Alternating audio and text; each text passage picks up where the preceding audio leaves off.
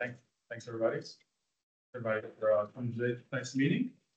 And it's called to order the June 20th HLRB meeting. And please call the roll. Mari Davis. Here. Dan Dreyer. Here. Robert Duncan excused. Andrew Fackler. Here. Alex Foster is excused. Carmela Hand. Excused. Greg Handley. Daryl Laporte. Here. Joan Lawrence. Here. Becca Meyer is excused. Katie Myers is excused. Mark Turnbull. Andrew Wenchel. Here. And Dick Woodruff. Here. Do you have a form? With that, I'll dive into this nation public hearing. So again, welcome to the next board meeting. Effective September 1, 2022, new state regulation requires certain county board appointing commissions, including HALRB, an in-person quorum. HALRB hearings are provided in a hybrid environment, in person and streamed online. Members of the public may attend and participate either virtually or in person. Members of the board and members of the public joining us this evening. Next meeting is available to stream because we can from Teams link. Board members, presenters, speakers, internet connectivity, and we connect via phone. Please keep your device muted and video turned off until you're called on to speak. Those speakers do not sponsor and registration to speak online at today's meeting was required. Speakers are available at the front of the room for those in-person speakers. I'll call on you to speak after the presentation of the agenda item. The meeting text active for citizens and technical only should not be used for discussion, public comment, questions about the agenda item, or question more information. All public comments must be shared verbally for the record during the signed public testimony period. All voting will be done by call the roll. Lastly, tonight's public forum and all information subject to today's meeting is up to Freedom of Information Act requirements. And with that, we'll move on to the approval and review and approval of the minutes. Are there any questions or doubts about the May minutes? I have a question. I noticed that under virtual members, Katie Myers, it says after her name, personal Arlington County, Virginia. Is that supposed to be in there? Yes. What's We have to document who's participating virtually and why and where they are physically located. So that's required by the. Yes. So it's a personal, just means it's a personal reason. Correct. Yeah. Are there other categories? Personal or medical. Personal medical. Okay, thank you. Sure. You have to say where they are. Yes. Interesting. So if I ask you, that's why. I'm not trying to be creepy. We're not in your business. Motion to approve? I'll second that.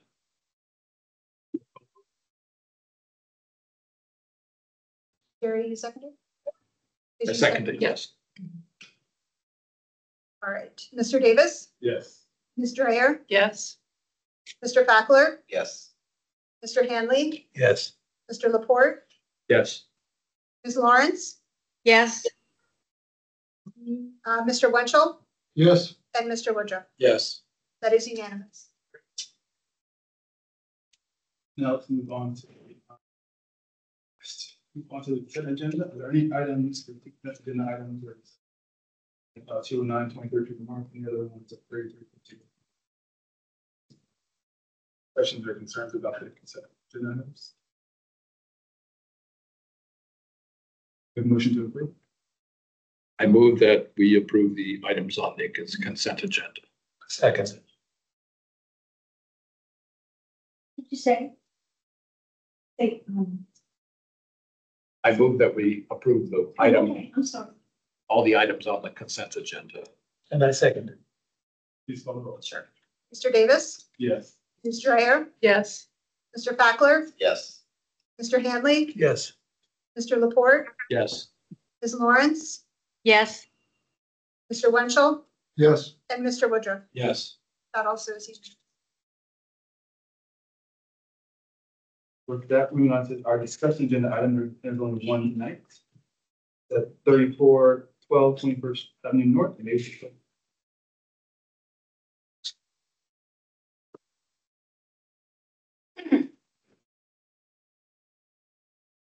So the pre-1912 dwelling at 3412 21st Avenue North is contributing to the Maywood Historic District. The house underwent a substantial renovation which included the construction of a new addition prior to the establishment of the Maywood Local Historic District and has had a few COA projects.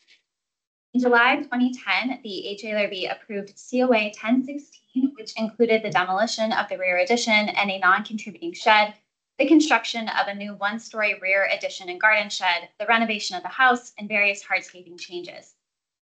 The 1.5-story garden shed proposed as part of this COA was going to be located in the back left corner of the lot when looking at the house and measure 390 square feet and feature hardy plank siding, wood doors, and wood windows. However, it was never constructed. It should be noted that no setback modification request was included in that application. In February 2011, the HALRB approved COA 11-04, which was for various revisions to the work proposed in COA 1016. In November 2018, the HALRB approved COA 1823 for the demolition of the existing shed, the construction of a new 1.5-story garden shed, and some hardscaping changes. The project included the same garden shed design as proposed in COA 1016 and 1104, but again, the shed was not constructed and no setback modification was requested. The applicant is actually a little bit, sorry. The applicant is proposing to construct an accessory building in the rear yard. The proposed 1.5-story building would be 506 square feet with a rectangular floor plan and a side gable roof clad in architectural asphalt shingles. The front elevation, north gable, and actually, I can come back to this in a second. I want to show you this.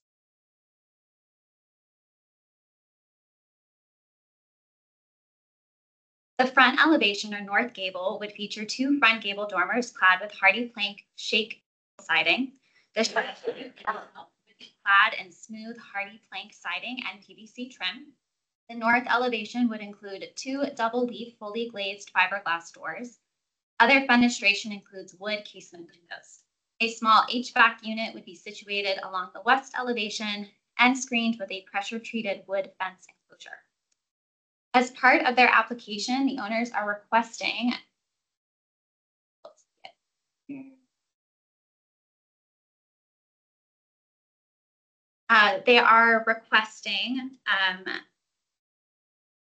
that the HALRB utilize its setback modification authority. The proposed location of the accessory building would situate the rear eave of the building 2 feet from the rear lot line, an encroachment of about 8 feet into the 10-foot setback required by zoning. All other setbacks for the building are by right. The DRC considered this application at its June 5th, 2024 meeting. There was some discussion about whether the building could be built by right on the lot, the reasoning for the materials chosen, the HALRB's use of the setback modification authority in the past, and the overall design of the building. Mr. Davis felt that the design was appropriate, but placed the item on the discussion agenda so that the full HALRB could discuss the requested use of the setback modification authority. HPP staff are supportive of the proposed accessory building. Its proposed location in the rear yard would allow it to be secondary to the primary dwelling, which complies with Appendix G of the Maywood Design Guidelines. The wood windows, hardy plank siding, both for the main structure and the dormers, the architectural asphalt shingles, and the PVC trim are all appropriate materials per Chapter 5, Exterior Renovation, and Appendices C, D, and G of the Maywood Design Guidelines.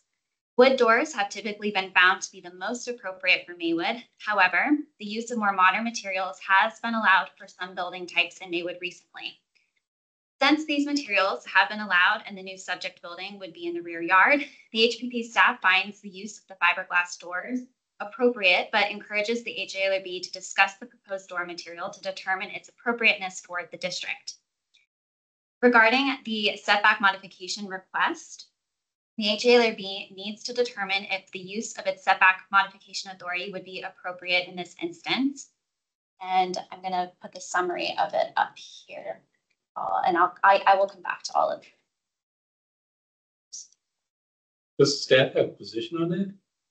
On the setback modification authority? No. Can the staff explain what that space that's owned by someone else? Yes. That? Can I will I'm sorry. Okay. I thought you were done. We're almost done with Almost that. done. Sorry. All right.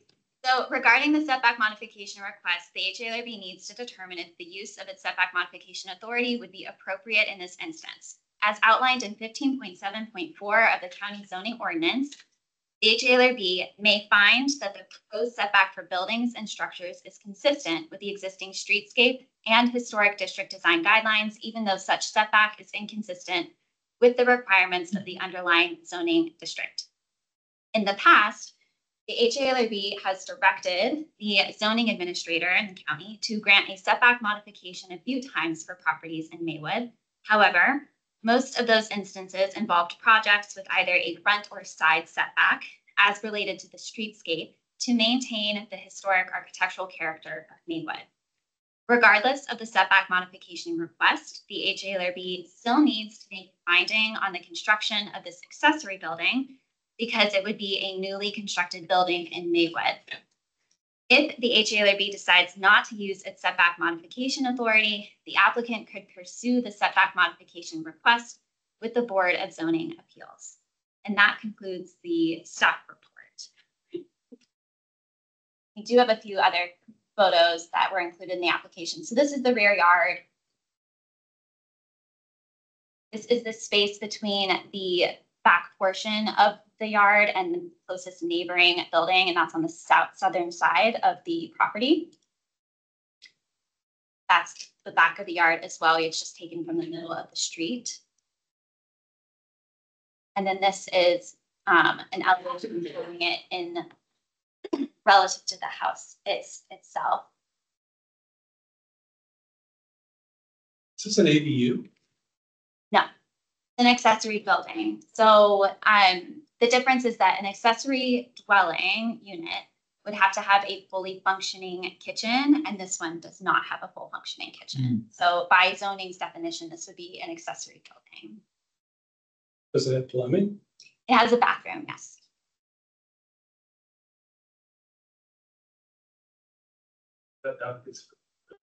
Speak. Yes, I'm Jamie Jackson and I'm the owner of the house with my husband and 2 sons and dog. And yeah, we're here to seek your permission to build this accessory building. I intend to use it as an art studio for my business. We believe it does match the historical nature of Maywood and the house. And I'm happy to answer any additional questions. I did hear a question, I believe, from you, sir, about the strip of land and who owns that strip of land, which I'm happy to get into. Yeah. A neighbor of ours named Tracy, about 3 or 4 doors down, about 3 years ago, a strip of land was auctioned off by Arlington County. I guess a businessman owned this land, hoping to make a big profit on it someday by selling it to a developer. And This? this strip of land, yes, 20 years of paying taxes on this strip of land, he finally gave up, turned it over. It was auctioned off for, pennies. And so our neighbor bought it, hoping to avoid a commercial, somebody coming in and developing something along the back, because there is a hotel in the rear there. But the point being is that our neighbor does fully support our project in developing our accessory building. We have a letter of support from her, if you'd like to see it. We saw it. Can I ask another staff question? In lot 3312, that accessory building, does that predate Maywood's designation? 3312. I would have to look specifically at that one. But I would just note that it's similarly distanced. Yeah, we did. I did look at a couple of the surrounding ones, just not that one in particular, but a lot of these are much older.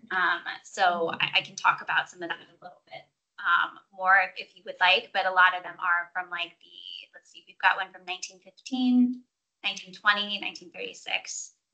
Some of them are contributing, some are non-contributing, but you're right, there are quite a few that are really close to the lot line. I have a question. Have we ever allowed an accessory unit of this size in Maywood before? I don't know about the square footage exactly. I could go back and look at the most recently approved ADUs for the exact square I'm footage. not talking about ADU, I mean, just an accessory unit. There was a greenhouse quite a long time ago. I don't remember if you know the address of that. I don't remember the square footage offhand. The But existing greenhouse, you mean? One on, Was it existing or they repurposed a garage into a greenhouse? That was some time ago, but I think we would have to look at other buildings that are not ADUs. Because this is not that, and so it would be more comparable to look at a shed or a garage or a greenhouse or some other structure. But we don't have that prepared now. But we have approved ADUs Yes. Yes. of this size. Comparable. Yeah. Hold on 1 second. Yeah. Oh, hold on 1 second, Andy. Joan has a question. Go ahead, Joan. Okay, thank you. I believe the 3312 structure is a garage. And I think it may predate the historic district, but I'm not 100% sure. And my question with respect to the setback, I don't have any issues with the design. I think it works pretty well. But with the setback, what did we do with the house? It's a Swen's house. It's kind of diagonally across 21st Avenue at 21st and Lincoln for their shed, because I thought they had to get a setback for that. And maybe they reconfigured it so they didn't need one. But I was just curious about that because I noticed the other two examples. Do you have an address, I recall that. Joan? I remember what happened with that, which was, I think we viewed that because it wasn't on the street and it was back in the corner of the yard, that our authority might not transfer to that. And so we wrote a letter, I think, to That's the zoning appeals urging that it be approved. Yeah, that was my recollection that we didn't, Yeah. because the ordinance strictly says streetscape and historic and district guidelines. Yeah, it's a little ambiguous. My recollection of the times when we've discussed this before is that we exercised authority mostly because we thought it would be more historic if we allowed the setback, and not because we thought from a zoning standpoint, it would be better. And here, I think it's sort of in between, because especially, I mean, this is a unique thing because you have that strip there. So I'm not sure that it really, and also from a aesthetic standpoint, I think it would look better. And so maybe that's enough to allow, because I'm afraid the zoning administrator is, sometimes the reasons they make these decisions has nothing to do with the historic character or even these setbacks. So maybe if we think it would look better from a historic standpoint, that's enough to convince us to exercise our authority rather than, it means possible if we send them to the zoning administrator deny it for whatever reason, maybe it's too much. And I think it would look better from a historic district perspective if we allow this to put it closer to the property line. Yeah, clarification question. How wide is the strip? It's about, I think it's approximately 7 feet, right? Yeah. On the survey it was 6'2", I think. It looks like the width changed. It does change. Oh, it does change, but down there it was 6'2", I thought. Yeah. Can you go to the blueprint? Yeah, zoom in. Isn't it 6'2"? Two, yeah. It's like 6'1" here. 6'2" and then Right. 6. And the anticipated offset of the line is another 2 feet? Yeah, so. Yeah, it almost meets the. I was just gonna say, this is a unique So situation close. where a dead lot, completely dead lot, it can perhaps be considered as part of the offset. And then she's within 1.5 feet of hitting it. Yeah. Sure. I mean, it's a very unusual situation Yeah. It's not. with this weird little sliver they're gonna build a high rise on. So it's really interesting. Andy, you heard that. That'd be a big. Yeah. Andy, go ahead. I raised this question in PRC several months ago.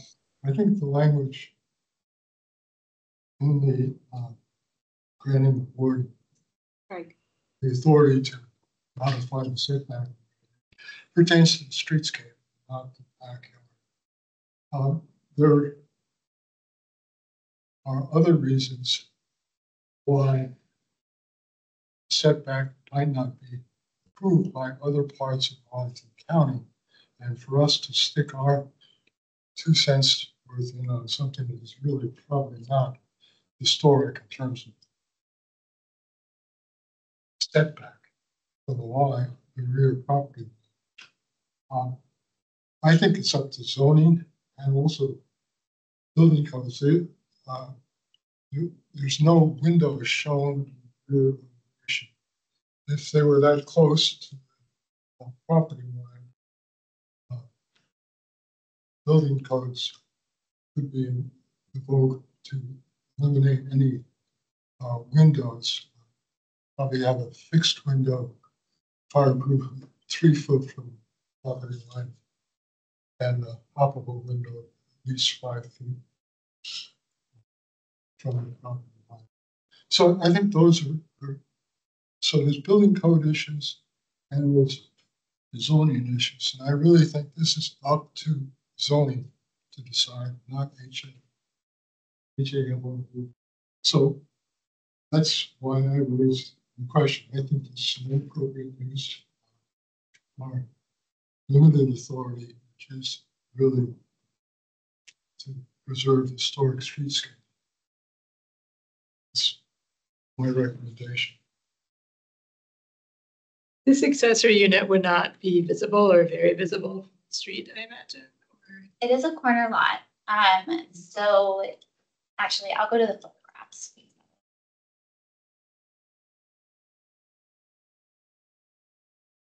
So it would be essentially like in this area here. Jamie, please correct me if I'm wrong, but that's the general area of where it would be located. Yep. And then this is another photo. So this is taken from the middle of Lincoln, which this is like the side of the house and the back of the house. So it would be here. So Oh, I see from the it would be from the visible other from side, North yeah. Lincoln, Yeah. not from like the front. Got it. Got it. Could you put up the, I guess the language in the guidelines about the actual authority? Thanks. That's from the zoning ordinance.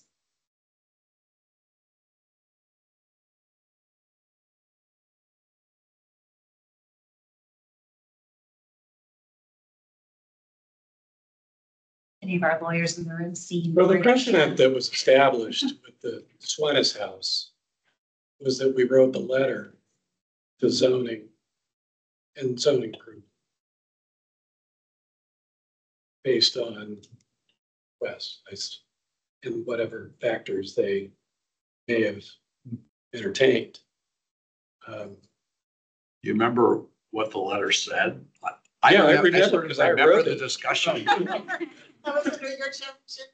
Yeah, I wrote it. I mean, it said that it was consistent with, it met all the other requirements of what a structure would look like in the historic district. And therefore, we thought that they ought to approve it, and that there were, I don't know whether I don't remember whether there were letters that they had presented from the neighbors ahead of time. To you all or to the BC? The letter's somewhere in your files, I'm sure, if you want to dig it out. I don't remember beyond that, other than to say that the board recommend. I think we may have taken a vote or come to an agreement around the table to do it that way. I have this vague recollection, but I don't remember why we didn't exercise our authority and just. Because it wasn't in the front, it didn't.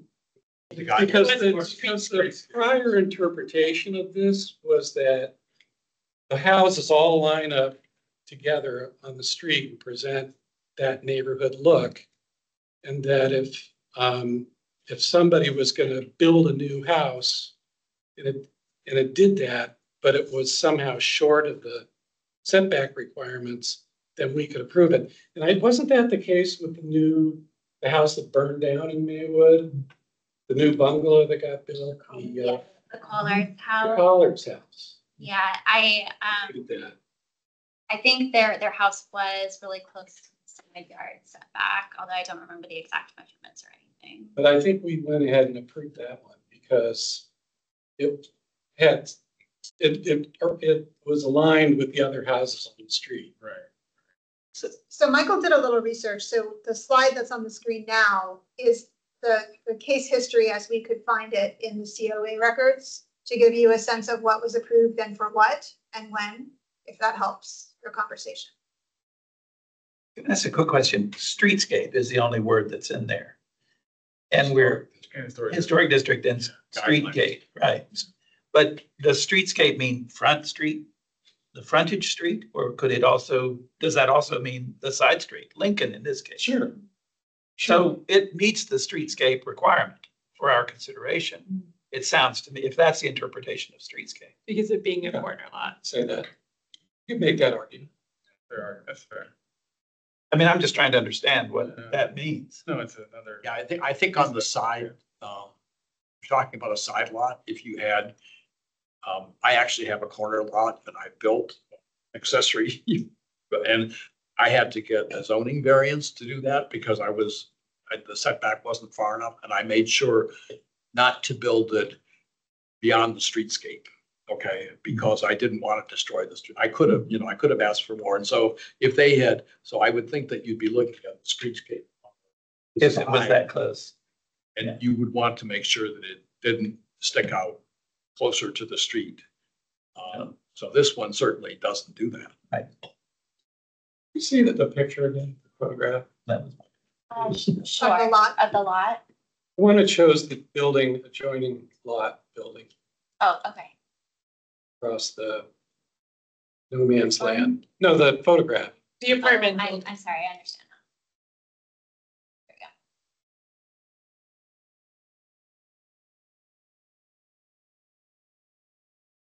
So the apartment building is built right up to its lot line then? So I. Looks like it. Looks like. Yeah. I believe that, is that you, Alex? Yeah, let me just clarify because it's a little confusing. And if you, the fence line is actually where where that strip of land is.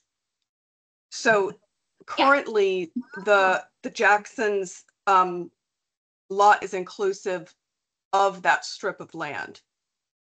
Oh. In their yard. So if you look back at the plat, I can show you, it makes a little more sense. So where it has the 6.1, that's actually the chain link fence of the next door neighbor. That wooden fence is where goes beyond that. And is it closer to the 7.5 foot line at that point in that rear corner? And that's where the wooden fence is. And then there's like a drop down that goes to where the apartment building is. And there's I didn't measure it. I didn't have a measuring tape with me when I took the picture, but it's about 10 to 15 feet to the building. I mostly took that just so you understood how close the neighboring structure was. Does that make sense? Yes, thank you so much, Alex. It's very confusing. I had to call the surveyor to have him explain it to me because there was so many little X's and lines and extra things on here. So, sorry. Let me know if there's any other questions on the setback. On the Collard's house, that one was approved as far as the setback on the sides, because I believe it was only a 3-foot setback. And that was where the existing previous house was. So that was approved to match the previous existing setbacks. That was like a grand. Yeah. Just know that. All right, thanks. I, for one, don't have a problem expanding our authority on this and approving it. Does anybody have any questions or comments about the actual structure itself in terms of the materiality or size or Fine, sorry. I don't believe there's. It's good. Okay, I think with that, let's, I'll make a motion and put how you feel and you make more specific, let me know too, because maybe we want to add something about the strip of land somehow. Is you gonna motion? Are you gonna have two parts? Or are we gonna do two motions? I'm just gonna be one motion. I was gonna plan to, I was gonna include both the setback and the design in the one motion and join them by and. I think it's an and. Yeah, so. As long as the staff is. I- Makes sense. I do think it might be useful to mention that this is a rather unusual case where there's an existing, although we now know that the fence, that the property actually already takes in that extra space, that there is a unbuilt space that adds to the overall setback. I don't know how to phrase this because it's not really the owner's space, but it's a buffer. there's an unusual situation where there's additional buffer land. That might be the best way to put it. I don't know, Or there's a record of that conversation around the table, but not really sure that's the case because the land that was sold, they're already occupying that land. correct. That's correct. So, I'm not saying it gets added to, I'm just saying that we acknowledge that, I just in the motion, I mean, if the record of the conversation is sufficient, I mean, that's fine with me, but I don't want this to be a precedent, right? Do you see what I'm saying? I think that there is an unusual situation here that's different than if the property actually went up to the line. From a safety point of view, the buildings are going to be more separated than if they were not that. Correct. That's correct. Yeah.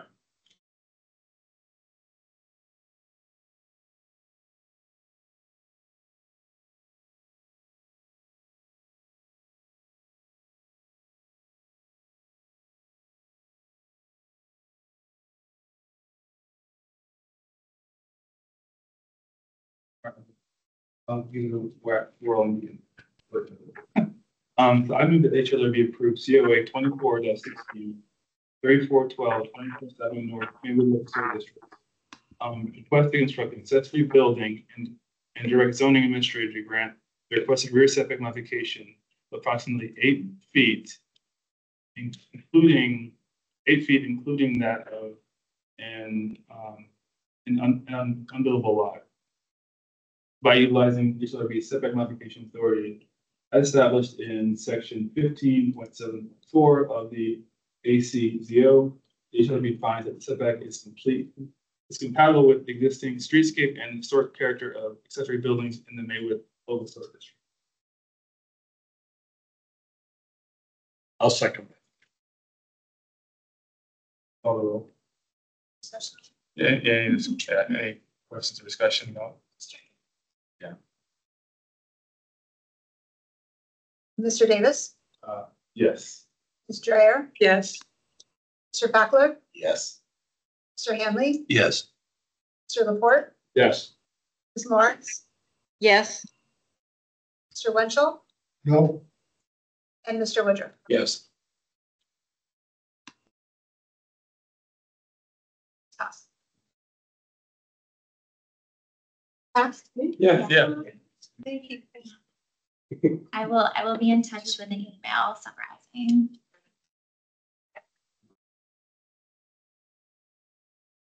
You are. Thank you for joining us, Alex. Yes, thank you so much. Thank you, guys. Have a good evening. Thank you. That ends our discussion agenda. Administrative COA is on board. Next, we have the arts department message. Right, gang is here. However you all want it to be, we have a little bit of room down at the table. If you all want to pull up some chairs. Okay, yeah. Yeah, please. You need more chairs. Did someone from the group who just came in leave their phone on your phone? My name, thank you.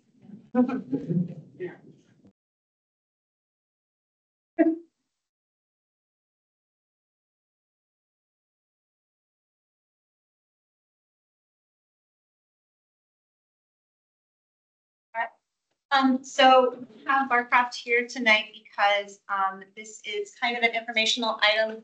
The county staff is going to be going to the county board in July to talk about the master financing and development plan. And they're doing the commission circuit. And so tonight they'd like to present, and so is the Jared Lynch team, with all of their team members here. So, I think it's just gonna go ahead and start taking off the presentation. Again, there's no motions, there's no reviews, but this is where you all have time to kind of take all the information that Joan Lawrence and Dick Woodruff have been hearing since February of this year, February to May. They were part of the land use analysis kind of meetings that were happening to talk about the master financing development plan, ask questions, understand what's going on and being considered for this area for Barcroft Apartments. And so this is your time just as the HLRB to pose any other questions or discussion. And I think that there's already an idea of how the HLRB might want to consider doing after this. So other than that, that's kind of my very casual introduction. And whoever wants to get started first. All right, I don't know why you guys are here in the corner. I don't mind staying here. Okay. Well, there's a voice in the corner. Hopefully everybody can hear you. Get put in the corner. Does it pick it up the camera? Does it? As long as everyone can hear us. We can actually even see you on the camera. Yeah. Oh, perfect. So, Okay. but why don't you introduce yourself, people in the corner? I'm Olivia Sontag with the Arlington Division. Matt Matusek. And then our kind of pseudo staff member, Lauren Riley, and say hi. Yeah. Hey, everybody. Lauren Riley, Walsh, Co-2 represent Jared. And we have Sarah Vonish here, Traceries tonight. And then from Jared Lynch, Greg Ward is joining us. And then we also have Alex McMillan, who is here from our housing division with Arlington County. So hopefully that's enough brains for us to be able to answer any questions. And Olivia, if you would go ahead. Yeah, absolutely. I'm sorry, Yes. I couldn't hear what you said. And since you're a quasi member, so I would appreciate knowing That's a joke, sorry. who you are. Sorry. I'm Lauren Riley with Walsh, Co-2. We represent Jared Lynch Real Estate Firms. Thank you. I'm Sarah Vonish with Traceries, the preservation consultant. Got it? Yep. That was only a comment because we've seen a lot of her. Yeah. I know. Sorry. That's fine. Not that she is actually. All right, we have about 30 slides. We'll try to get through these very quickly. We'll start with just a little bit of background, but you all are very familiar with this site by now. A little bit about the working group process. The applicant will jump in to talk about the site redevelopment plan, cover the policy recommendations, and then our remaining schedule. So don't need to spend a lot of time here. I know you're all familiar with the 60-acre site, about 1335 units. Mostly 1 and 2 bedrooms. So a little bit of background, again, you're probably familiar, but the Barcroft Apartments was listed for sale in 2021. It risked the displacement of many residents. So Arlington County and Amazon provided a loan to Jared Lynch Real Estate Partners for purposes of purchasing the property. As a result, the affordability of those 1335 units was preserved for 99 years, up to 60% AMI. And then additionally, rents were frozen in 2022 for residents living at the property. Annual increases, which started in 2023, are capped at 3%, up to a maximum of 60% AMI. And then also as of December of 2023, Jared Lynch and the county have agreed to meet some deep affordability needs by committing to provide at least 10% of the units as affordable to households earning up to 30% AMI. So following the December 2023 approval of the affordable housing financing plan and with some guidance from the county board, the county began outlining the process for the land use analysis with 2 primary objectives. The first was to build upon and update the vision of the neighborhood's area plan, which was adopted in 2012, and then also the revitalization plan adopted in 2005 for the Barcroft property to support that affordability and financing plan. But also to incorporate some additional site analysis that Jared Lynch has been conducting. And then the second objective of this process was to explore some existing and new tools to ensure the updated vision and commitments to site improvements are clearly documented and can successfully be implemented. So to assist with this process, we formed the expanded form-based code advisory working group. It included the core form-based code advisory working group membership chaired by the planning commissioner, Daniel Weir, 10 of the civic associations from Columbia Pike Partnership. Then we also identified some key commissions and committees, of which HLRB was one, as well as some community organizations to help with this process. You can also see some of the staff who supported this effort from planning, housing, our Department of Environmental Services, and the Department of Forest Recreation. So some of the engagement to date, this just summarizes some of the working group meetings. There were 4 core meetings that covered 4 different topics. The first topic covered was to determine the conservation area limits in the redevelopment areas. The second was focused on transportation, network, and parking, public open space and natural areas, and then urban design and transitions. In between, or kind of on either end of those, we did hold some online feedback forums and pop-up events, as well as an open house to further engage residents in the surrounding community. And then this just captures our upcoming meeting schedule. Last week, we met with the Long Range Planning Committee and the Form-Based Code Advisory Working Group to review these 3 actions for County Board consideration in July. The first is to adopt addendums to the 2012 Neighborhoods Area Plan and 2005 Revitalization Plan. The second is to authorize advertisement of amendments to the GLUP and the MTP, which will then be considered later in 2024. And then to approve Jared Lynch's master financing and development plan. So we're here this evening at the HLRB, and then we have a couple more meetings in the next couple weeks before we get to the county board meeting, which now has been changed to July 22nd, so we'll have to update that. So to assist with documenting these commitments, Jared Lynch produced a master financing and development plan, which largely includes these 3 elements. The first is that affordable housing financing plan, which was approved in December of 2023. It outlines how the loan will be repaid and some of those additional commitments that have been made. The second element, which is part of this land use analysis process, is the site redevelopment plan, which again establishes some of those preserved areas and the redevelopment areas where those future parks will be located, streets, and just additional commitments throughout the site that are being captured. And then the third element, which is also part of this land use analysis process, is that phasing plan to anticipate the sequencing of the renovations and the redevelopment, as well as the process for on-site tenant relocation. And then below, you can see again those 4 topic areas that we covered with the working group. That's generally how the site redevelopment plan is structured. So as the vision for Barcroft was refined during the working group process, we also looked at where existing policy may need to be updated. So this just gives you an idea of kind of the mechanics of all of these different action items that are going to the board, and some of the items that you all have been seeing over this past year. So again, we'll be taking updates to that neighborhoods area plan and revitalization plan to the board in July. It also includes some updates to the GLUP and the MTP, which Matt will talk about a little bit later, but they have very specific call outs for the conservation areas and locations of public parks on the GLUP that need to be changed. And then in the background, again, we've been processing these renovation use permits, and then we will start to see some development use permits for the approval of some of these elements.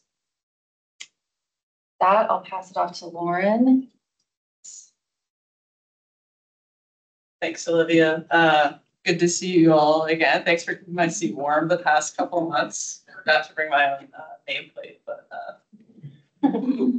it's good to see you all in a different context than a little bit of a different context than renovation use permits that we've all been going through. Though I do want to highlight here on this slide all the work that we've been doing over the past 12 months to preserve some of these existing buildings in Barcroft while this master finance and development plan proceeds.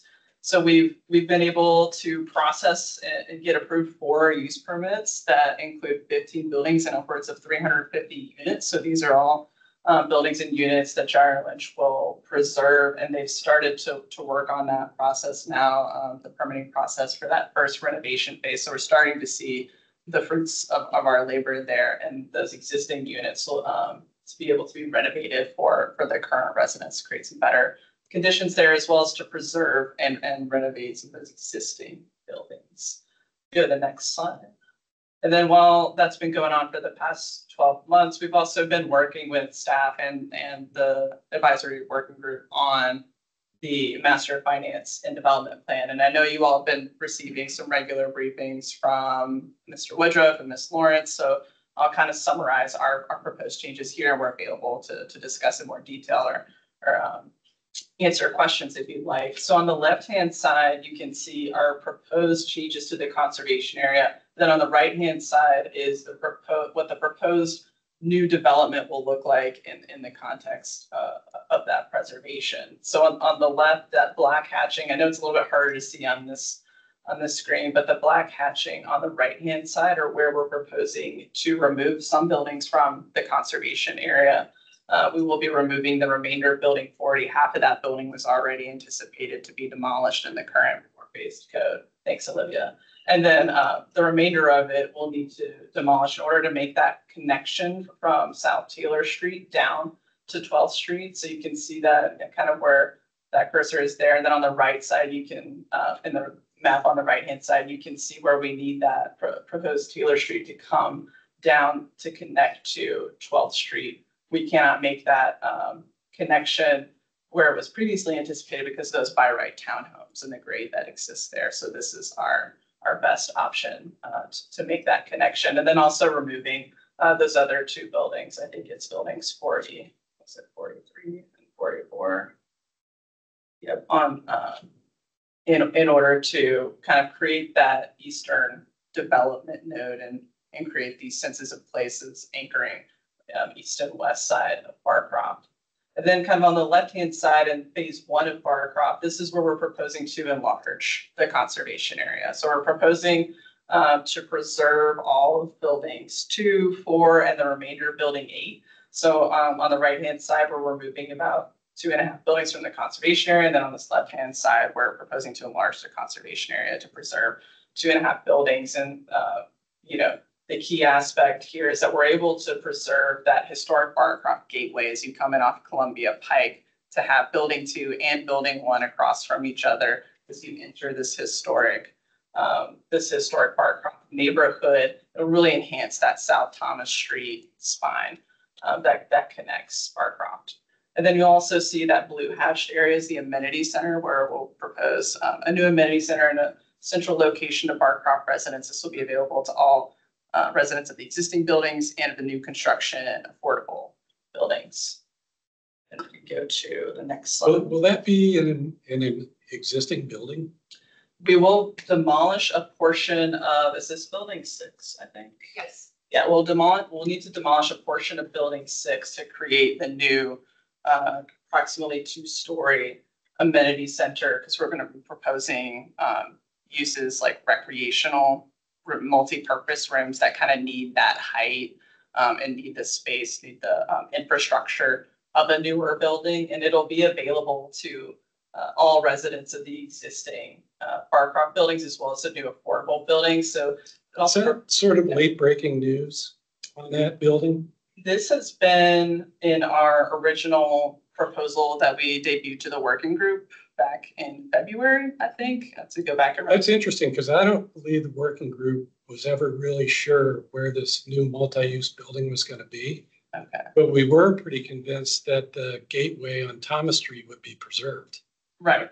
That's been our intention. I apologize if that's not been properly conveyed to you all. The intention the whole time is to enlarge the conservation area to preserve that Thomas Street gateway. But that's part of the gateway. It's That one of the building only is part of the buildings with gateway. history as well. I'm sorry, what? It's one of the only.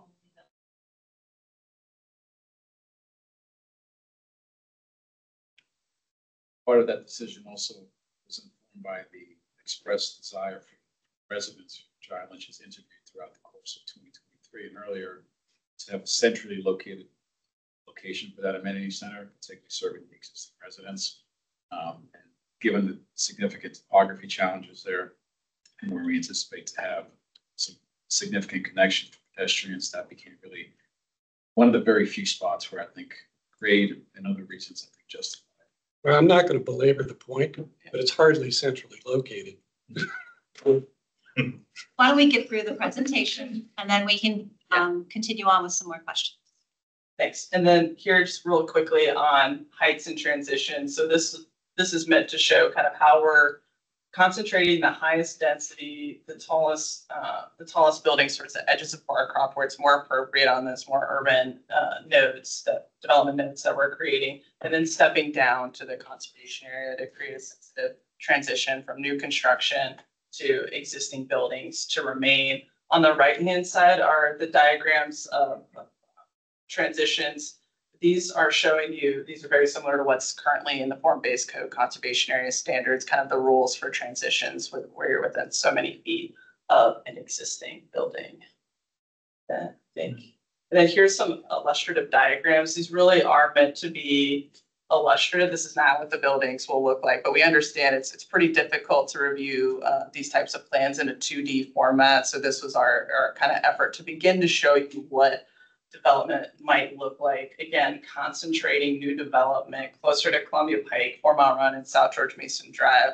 And there's more urban areas, and keeping that central Barcroft area preserved and intact. I think with that, I'll turn it over to Matt. So as we reviewed all this information, Not at this point. okay. So as we reviewed all this information, one of the things that this process addressed was a long list of policy documents that were either in place when the original vision for the site was created back in 2005 and 2012, but also newer policy documents that have either been updated or established since then. As you can see through this slide, many of them actually informed design evolutions and updates to the proposal that Lynch has now, particularly those that were intended to guide the entire county. They're at a level of detail that I think are meant to be applied across the entire county, whereas the first 4 you see here in blue are so site-specific, detailed, that now require a certain level of updates based on where the proposal has ended up. So the ones that we don't need to update because they've already been addressed and the proposal is consistent with them. Black on the left, the 4 blue ones that you see at the top, I'm going to go through very quickly, as they do need to be updated for us to implement this vision and move forward with construction. Now, what's being implemented is really important to help memorialize a lot of the benefits that we're seeing in this proposal, because across the board, we are either exceeding or meeting what that previous vision was. What's not noted here, because this table is going to get very small, is the expanded street network that's going to enable the growth that's envisioned for the property, but also the pedestrian network. Lynch is proposing a significant series of segments, biophilic pedestrian connections, both east-west and south across the property, connecting to some of their future public spaces and also transit opportunities that surround the property. We also have an expansion of public spaces previously envisioned, significant improvements to affordability on the site. And you can also see here the tree canopy targets that will begin to be implemented with both historic preservation portions, development, natural preserve areas, and also public parks. So a lot to be, I think, happy about in terms of where we are ending up with this proposal. But it is also important to track where we were, the adopted vision, and why we do need to update it, because there is a lot of opportunities here. Next slide. So the first one is the earlier commercial vision established for the 2 corners, the northeast and the northwest property. So starting on the left, we have that Goodwill site near 4 Mile Run, and on the right is the George Mason intersection, the Penske truck rental. Both of those previously existed in the Pike Initiative Revitalization Plan. The strategy here is to actually remove that guidance from that earlier plan and bring it into the 2012 neighborhoods area plan, such that all of the study area that we've been focusing since January of this year can essentially have a cohesive vision, one singular document that will guide further review, of which we're going to have many. So this gives you a sense of where those 2 corners exist and how we're going going to be shifting away from this document, and as you see in the next slide, bringing that into the document that already guides much of Barcroft Apartments, 2012 neighborhoods area plan. And here, there's going to be a series of maps that both speak to the land use, the building heights, the open space network, transportation network, and several other aspects of what we anticipate as the appropriate vision forward. So a lot of the documents you're going to see moving forward will reflect that updated guidance, but also bring in those two commercial corners so that we don't have any breaks in between the visual or narrative description for what we want Barcroft. Can I ask a question? Yeah. And I think one of the last staff reports I read about this, there was some concern expressed about the height of the buildings on the west side that would be close to the existing buildings under the plan. And it was an expression of concern that staff made. And so I'm wondering if there was any response to that or any change. I can't recall who made the concern, but I think where we ended up. It's in a report, something, it's in writing, correct reading. Well, regardless of raise it, where we are right now is actually supportive of the heights because in many cases they're actually maintaining the same transitions that the earlier planning documents envisioned. As we go from some of the taller buildings along Fulmar Run, which previously were intended to mirror what's on the west side of Fulmar Run, the two condominium buildings there. So we are now moving forward with mirroring some of that on the east side of Fulmar Run. And very quickly, in a shallow depth development opportunities, transitioning down to garden style apartments. And some of those exact transitions will be revisited in the fall. And one of the things, jumping ahead to my later slide, but we're going to be kind of memorializing this in much more detail, putting in the two form-based codes that further regulate development activity. And the 6 and 4-story, as shown there on the west side, that's been the plan all along? Yes. Okay. Those all existing. Okay. And then lastly, from a policy document, in order to make all this work, documents like the general land use plan, master transportation plan, they all have pretty specific guidance about what could happen in Barcroft. So the location of development and preservation areas, future parks, street network, all of that needs to speak the same language. So if we are making changes to those Pike documents, we also need to update these maps.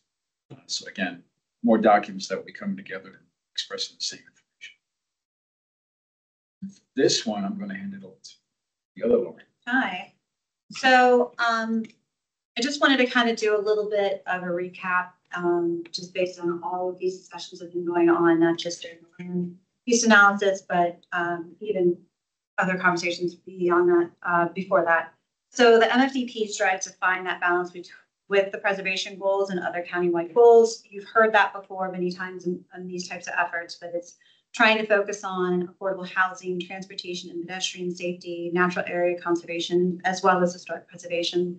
And for the MFDP, the Historic Preservation Program staff, we've been emphasizing the need for it to coincide with goals identified in the newly adopted Historic and Cultural Resources Plan, such as goals towards a community engagement, utilizing incentives for preservation and developing partnerships. Barcroft, as you all know, is ranked essential in the HRI, the highest ranking, because it's historically and architecturally significant. And the HRI goals for essential properties is to strongly encourage the preservation of these buildings and utilize all tools possible for their preservation. Unfortunately, the form-based code supports these goals because historic properties and conservation areas like Barcroft will either be protected through an exterior easement or becoming a local historic district. So for the MFDP, it focuses on shifting those conservation area boundaries, and the county and the Jerry Lynch project team, we support this because this will preserve significant areas in Barcroft, like the historic buildings along South Thomas Street and the main gateway area from Columbia Pike to South Thomas Street. This will allow for new construction to occur more around Columbia Pike, 4 Mile Run, and South George Mason Drive. New construction will be sensitive to the existing architecture and introduce new amenities for the community. And it also takes into consideration, which I feel like the 2012 plan did not, is the existing conditions, such as geological and topographical conditions at Barcroft, that those are actually being considered with the proposed new construction.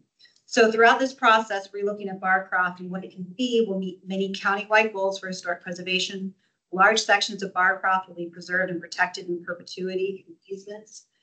The Jarrah Lynch and County, we are committed to using all available preservation tools, and they've been showing that, such as seeking listing in the National Register for Historic Places, applying for state rehabilitation tax credits, and being a good steward of Barcroft Apartments, which the HLRB has seen in 2003 and 2004 via all those many lovely use permit projects that we've been looking at. So lastly, the HPP is committed to work with Jarrah Lynch on maximizing preservation priorities and identifying mitigation strategies. So that's my one lovely slide that I wanted to go. Much better than so just to finish up, there's a lot more work ahead of us. Purpose of this first half of the year was really to update the vision, which lives, as you can see, in many different documents. Once that vision is reestablished, what we want to do and need to do next is really drill down to the zoning ordinance aspects of this, where the form-based code also needs to be amended to speak the same language and allow us to further review ongoing applications from Jarrah Lynch. The way we currently envision doing that is through continuing work over the summer and then returning to various groups in the fall with amendments to the form-based code, and along the way beginning to review additional use permits from Jarrah Lynch, but this time for new construction as some of those phases begin to move forward.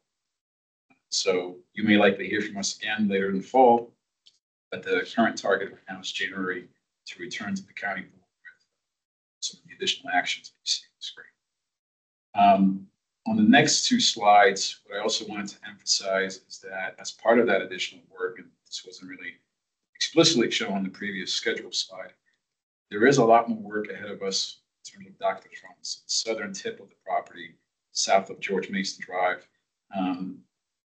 Presents a lot of opportunities, particularly from a biophilic experience that could be achieved there, and some natural assets we want to protect. There's also a lot of regulatory and flood resiliency efforts that also need to be addressed, particularly if we're looking to make sure we protect our investment in this part of the property. So further work is still ahead of us, and we're going to continue to work on this through the second half of the year. And then once that concludes, we'll be able to confirm whether or not additional updates to that MFDP document needed, and whether or not that informs the rest of the project. So we just wanted to kind of highlight that, as you might see additional updates coming forward in that segment. I think that should.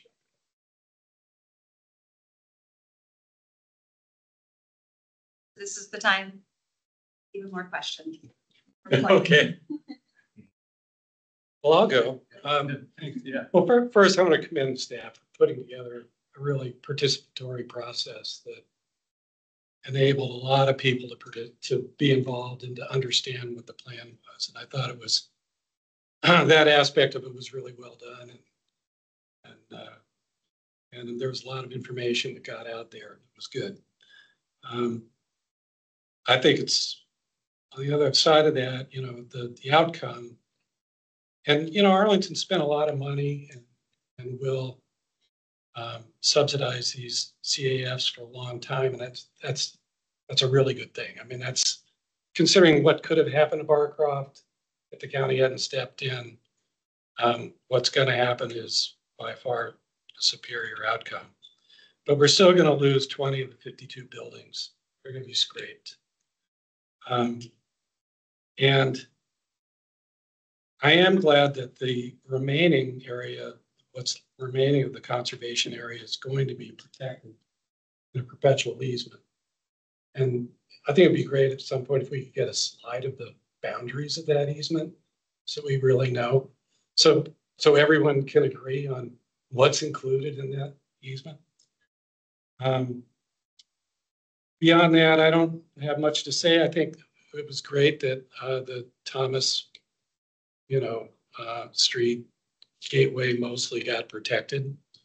It's a real shame that those arches that are symbolic of the entire neighborhood for some reason can't be protected. I still think there must be a way that could be done.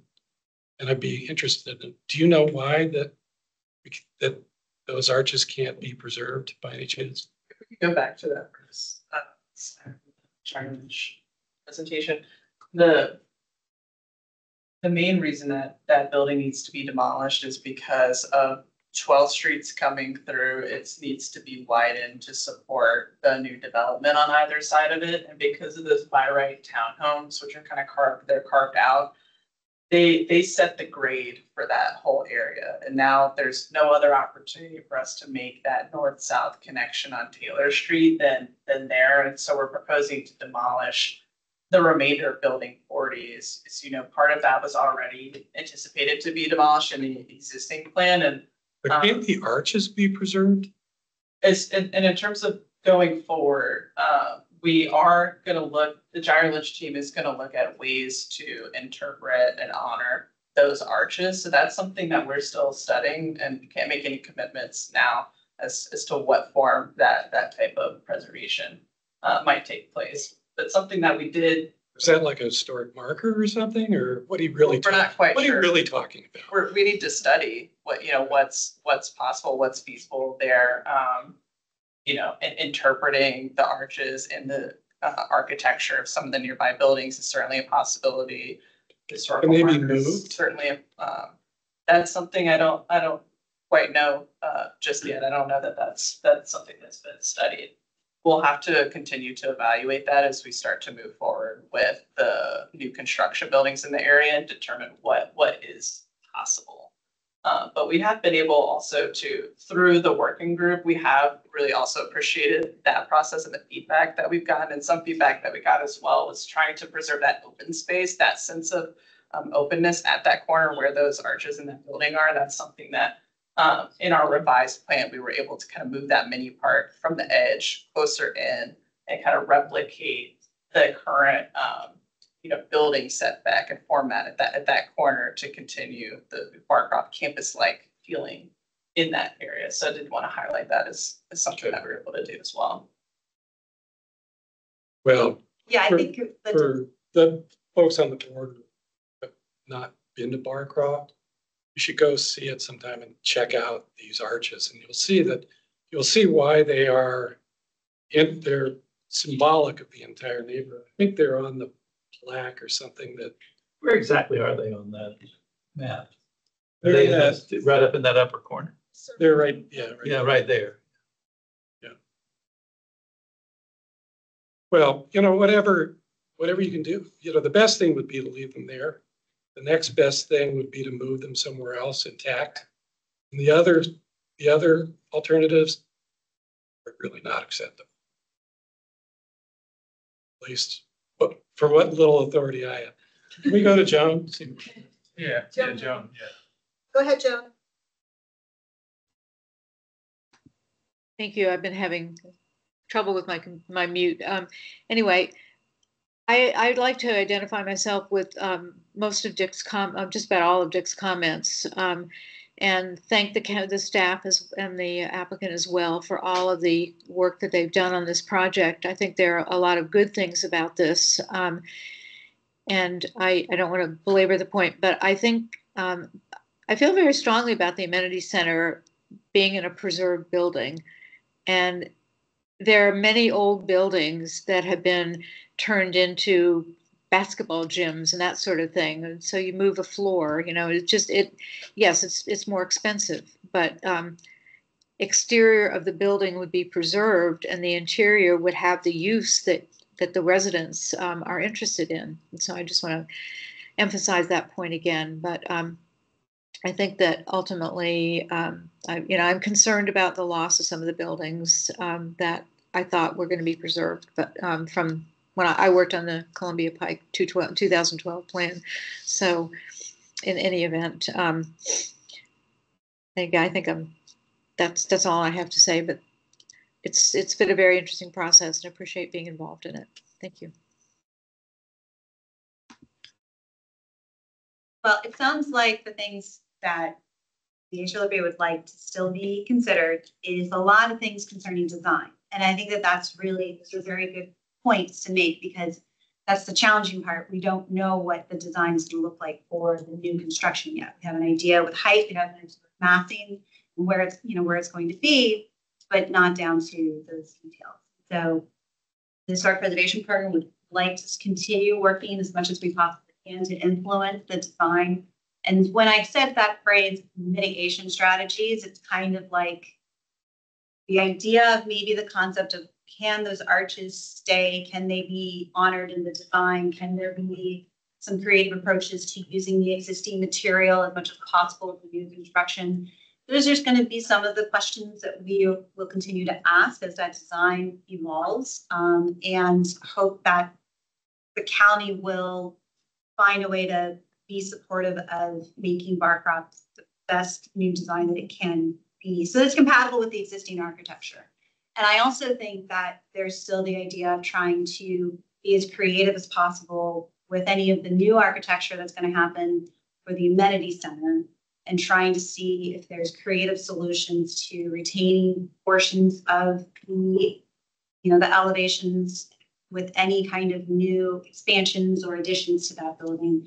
Still think that there's ways to get creative. But again, there's questions to what that's going to look like. And I know that it sounds like the team hasn't done that yet. So I think that those are some good points that the HALRB is interested in still pursuing. So the question is, how do you want that message to get to the council? Well, I think we'll probably have to write a letter. Letters, I like them. I did have one question though about the massing. So along South 4 Mile Run Drive, there'll be 6 to 8 story buildings along South 4 Mile Run Drive on that. I think tall, yeah, up to 14 stories there for that portion, like Mr. Maciasek said, to mirror the height of the buildings across the street. It's also important to note the steep grade that falls off the site as you hit 4 Mile Run Drive. So really, when you're up there, kind of at that plateau where the conservation area is, you're not going to see the 14 stories. You're going to see about maybe like 6 stories of building. Yeah. Okay. Yeah. I was just thinking too, because I mean, again, I understand that there needs to be density somewhere else, obviously, but I was also thinking too that just from, not that this from like walking on the trail there, or actually, from on Drive, it will be kind of a larger canyon than like what it is now. But obviously, I understand I didn't want to. The streetscape there is also quite wide too. There's probably two different 4 Mile Run service roads, and then the main road and the trail before you get to the WNOD trail. So I think it's not going to feel cramped in because of how wide that streetscape is.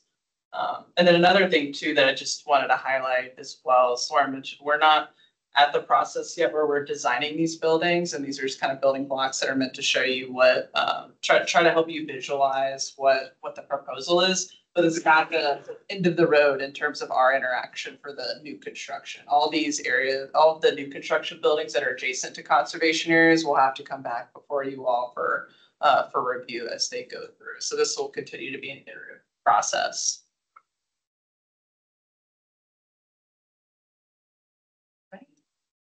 Thank you. If anybody has any comments after, you can send them to me by email and I can share that with the team. But other than that, we know we'll see Lauren Riley again. And whoever else. But thank you so much for everyone's time. When would you need a letter by?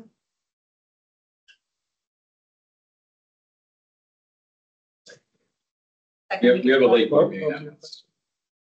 When the letter would need to be ready. So it sounds like it would be around the second week of July. So we'll talk to you about how that will go. All right. Well, thank you all for your continued feedback. We appreciate it. Thanks so much. Thank you. Thanks, Alex.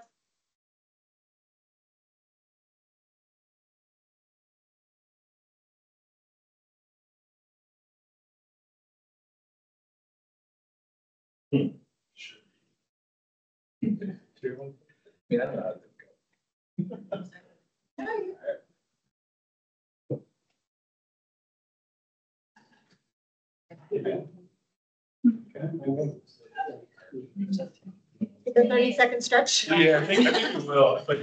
Lost a few people. We have 1 minute. We're good. I know, we're on to the target. Yeah. Stretch. Yeah. Yeah. Do you know if the low income housing in that whole development will be maintained for the full 99 years. It said something about the occupants, the current occupants will be protected, not the units. Maybe that was just the way it was phrased. It's the units for 90, supposed to be for 99 Oh, years for the units. So for 99 years, the units. Yes, and they're doing everything they can to keep the existing residents. I understand that, but the way it was phrased there is that the current occupants will be protected. And that's a very different thing than assuring the affordability of that high percentage of units over the long period of time. And I don't know which it is, but it's pretty fundamental. I think a great question to ask Alex from housing. Well, it's not really an HLRB question, so I didn't want to raise it, but it's pretty fundamental to the project. From a design point of view, though, I'm a little concerned, and we can put this in the letter if people are, I'll share the concern, but it really creates for the historic district a fortress-like sense of being enclosed by this, medieval wall, and within it, there's a comfortable place to live. But on at least 2.5 of the surrounding streets, there'll be these very large structures that will block light and, present kind of a wall-like sense, unless the design is really carefully done. Well, I think that's why there was a lot of attention to making sure that there's good transition from existing architecture to the new, and really recognizing, and Dick was mentioning, I highly recommend walking through Barcraft, not only because you'll get your incline workout, but it's also the matter of it changes so much, and that really will make a difference when on 4 Mile Run you have 13, 14 building. If you're coming from the east, it's going to be like a 6. So, but no, I understand the. But it depends on which side you're standing on, too. All right. That we'll move into our LSD conversation. So, before the presentation of staff, final call for speakers list. Whoever wants to speak on this agenda item, they'll need to sign up before the meeting, and then fill out the speaker slip. Otherwise, this must occur before the end. You will not be able to sign up after it starts. And then first we'll let the community staff provide a presentation. Next we'll invite property owner and their representative to speak. After that, I'll invite public speakers who have signed up to speak. And after that, public comments will have been made, and the item will be for the board to be discussed only. We will not be taking any public comments unless they're asked. That was our order for tonight. Essentially, it'll be the staff first. It'll be the staff first and the property owner, and we'll go public speakers, and we'll be before the board. So it'll be very.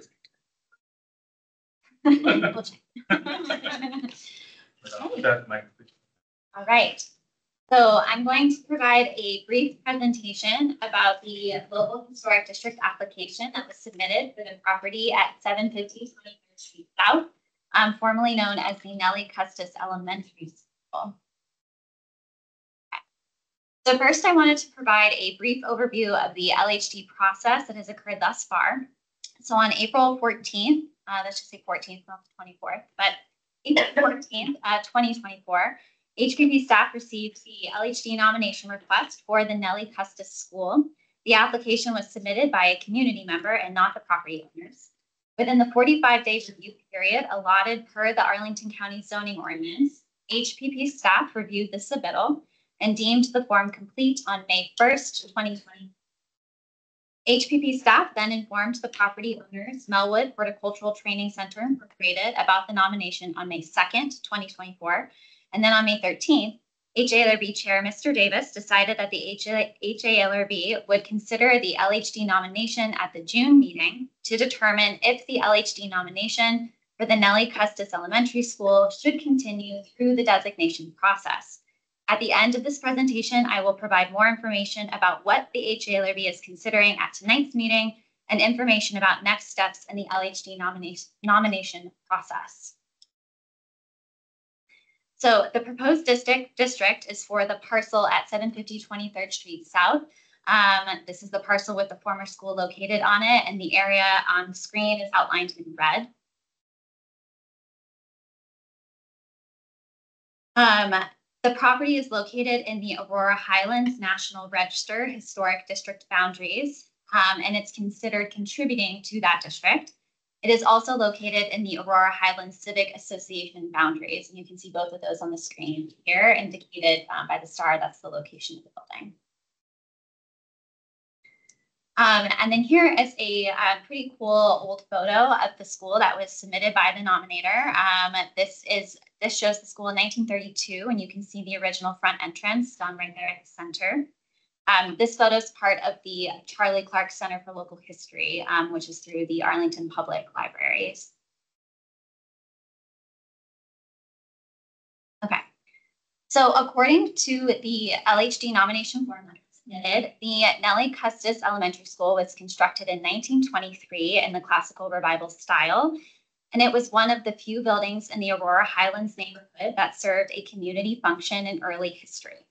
As noted earlier, it is a part of the Aurora Highlands National Register Historic District and is considered contributing. Additional information that was presented in the nomination form includes the following. It was one of the elementary schools in the county that desegregated. It is believed to be the third school to be built in the county. However, this would need to be verified further with additional research. The Nellie Custis Park behind the school was once part of the school property before it became a public park. And there is a mature evergreen tree on the property that is used by the community today.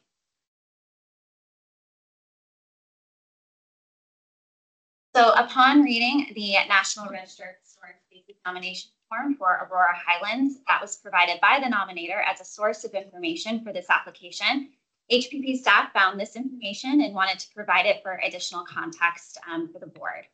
So the Hume School was the only public school, and you all are likely familiar with that school. It is one of our existing local historic districts. The Arlington Historical Society uses it as their museum location.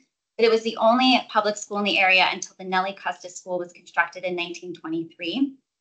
At the time, the Nellie Custis School had a different address of 712 23rd Street South. The first classes were held in December of 1924, and the school included 2 rooms for about 4 grades at the time. It was named after Eleanor Park Nellie Custis, the grandchild of Martha Custis Washington. The building was enlarged in 1931 with the addition of a room at each end of the school. Other additions were then added in the mid to late 20th century.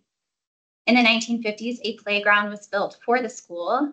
This eventually became the Nellie Custis Park when the playground transferred to the county's Department of Parks and Recreation in the late 1970s. And then a decline in the number of elementary age children and the opening of nearby Oak Ridge Elementary School in 1951 forced the Nellie Custis School to close at the end of the 1978 to 1979 school year. Okay. So next we have a few photographs of the building that I'm going to all. The first photos that are shown are ones that were submitted by the nominator as part of the local historic district application. So this one is the front of the building. It doesn't really capture the entire building. As you can see, there's a little bit of the addition off to the right-hand side of the photograph, but everything from that hyphen on to the left side is the original school building. Oh, and then that is the large evergreen tree that is shown here. That's the same one in the earlier photo? It's unclear. No. The one in the earlier photo is on the other side of the entrance. Yes, not. In the photo on the left, you can see the northeast oblique of the oldest portion of the building. And then the photo on the right shows the front elevation or the north side of the school. The stepped parapet right here at the center is where the front entrance used to be located. As you can see, there's a lot of vegetation along the front side of the building, which can make it a little difficult to see the building itself. So here's a photo showing the detail of some of the brickwork on the building. This is a photo of the rear elevation, which shows an addition here, and then that's the back side.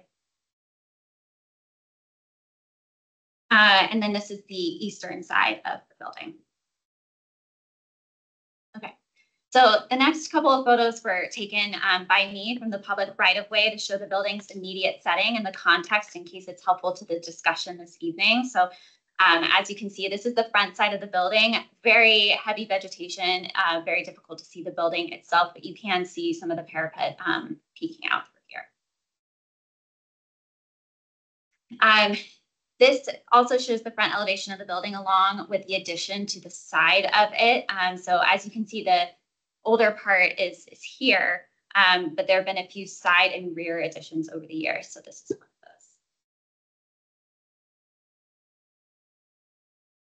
those. This is another side elevation. This is taken from the park. So again, these are some of the additions on the building. Here's a better view of it. More. So this is the rear elevation of the building. And then this is the east elevation side. And then here are a few details. So again, this is the former main entrance, no longer used as such. And then there's some window detailing and some of the brickwork here. It's a 5-course American bond brick. So I'm going to go ahead and talk a little bit about the Melwood GLUP study. So the Melwood Horticultural Training Center, known as Melwood, submitted a request for their property to change the general land use plan designation, also known as the GLUP, from public to low-medium residential in December 2021. So just to explain, GLUP studies are requested in instances where there is insufficient planning guidance for the site. The property owner is interested in redeveloping the former Nellie Custo School building to construct a new primary residential building of approximately 5 stories that would house the Melwood operations on the first 2 floors and provide affordable housing on the upper floors with some units reserved for residents with disabilities. The Tier 1 initial review for this GLUP study occurred in May 2022. Amari Davis served as the HALRB representative on the Long Range Planning Committee of the Planning Commission, that's also the LRPC, for the special GLUP study during the Tier 1. The Tier 1 determined that the project could move forward to a full Tier 2 special GLUP study review, which would consider potential building height, density, building form and scale, transitions, and use mix. This also included historic preservation as well. The Tier 2 review occurred in October and November of 2023, which resulted in developing a draft study document that received public feedback between February and March 2024. And on May 21st, 2024, the County Board accepted the special GLUP study document for this property. The historic preservation recommendation in the GLUP study was for the historic facade of the original 1923 building to be retained or interpreted in situ, or if necessary, relocated or interpreted closer to the sidewalk. This was the recommendation because there was limited policy guidance for not only this building type, but also the project area. School buildings or institutional buildings are not identified in the historic resources inventory. The property is not protected as a local historic district or through an exterior easement, and there is limited guidance for historic properties in the Crystal City area. During my preliminary review of this building, because I was the staff member doing the Melwood GLUP study, I took into consideration its architectural integrity and noted that it had been extensively altered, including the replacement of the windows, alterations to the fenestration pattern, the replacement of doors, and the construction of a northwest addition and a full-width 1-story rear addition. Based on those alterations, I felt that the architectural integrity of the building was too compromised to advocate for full building preservation. The recommendation for either facade preservation or portions of the building to be used with the new construction was seen as a way to do educational interpretation in a creative way. And lastly, the recommendation would assist with urban design goals while also providing education interpretation. So the HALRB's task for the evening for this preliminary hearing of the LHC nomination are as follows. To review the nomination form as submitted, which was shared with you all prior to the meeting, it's been posted online. To determine if the property may potentially meet 2 of the 11 designation criteria as outlined in the Arlington County zoning ordinance, and to determine if the proposed nomination should continue through the designation process. And I've included a snapshot on the screen of the LHC process flowchart we have online that shows where in the process we are currently at for this nomination. So if the HALRB finds that they would like to request HPP staff to complete further study, the LHD nomination will be added to the queue. If the HALRB finds that the nomination does not warrant further study, then the process will end. And as a reminder, here are the 11 criteria as outlined in the Arlington County zoning ordinance. Again, the HALRB should determine if the nominated property potentially meets 2 of the 11 listed here. And we can come back to this obviously, but that concludes the staff presentation. Does it already meet being part of this? It is part of the National Register of Historic Places. But being a contributing resource to a national register is different than being individually listed on the national register. There's a higher standard. Right, but what is this though? Is this I think it's how you interpret how it's written. I read it as, is it eligible to be individually listed on the national register? If we'll go ahead and let the owner come back to it. Good question. This point, I'd like to let the owner please speak. Thank you. Good evening. For the record, my name is Kathy Puskar with Walsh Colucci, and I am here on behalf of my client, the property owner, Melwood Horticultural Training Center, Inc. And it will not surprise you that we do not support the designation of the property as a local historic district. Melwood acquired the Sheltered Occupational Center of Northern Virginia and its property, which is the subject property, in 2018 in reliance on the terms of a land exchange agreement entered into by the County Board of Arlington and the Sheltered Occupational Center in 1981. That agreement provided a developable parcel in Ballston to the county in exchange for a developable parcel on 23rd Street South to the prior Melwood entity. This is evidenced by language in the exchange agreement that requires Melwood to retain an easement over parcel B for public park and open space purposes, but does not preclude it from utilizing the parcel B density, quote, in connection with the development of the subject property. Based on this agreement language, it is clear that the 1981 County Board anticipated redevelopment of this site. It is equally clear that the 2024 County Board anticipates redevelopment of this site based on the principles and recommendations in the GLEP study accepted by the board at its recent public hearing in May.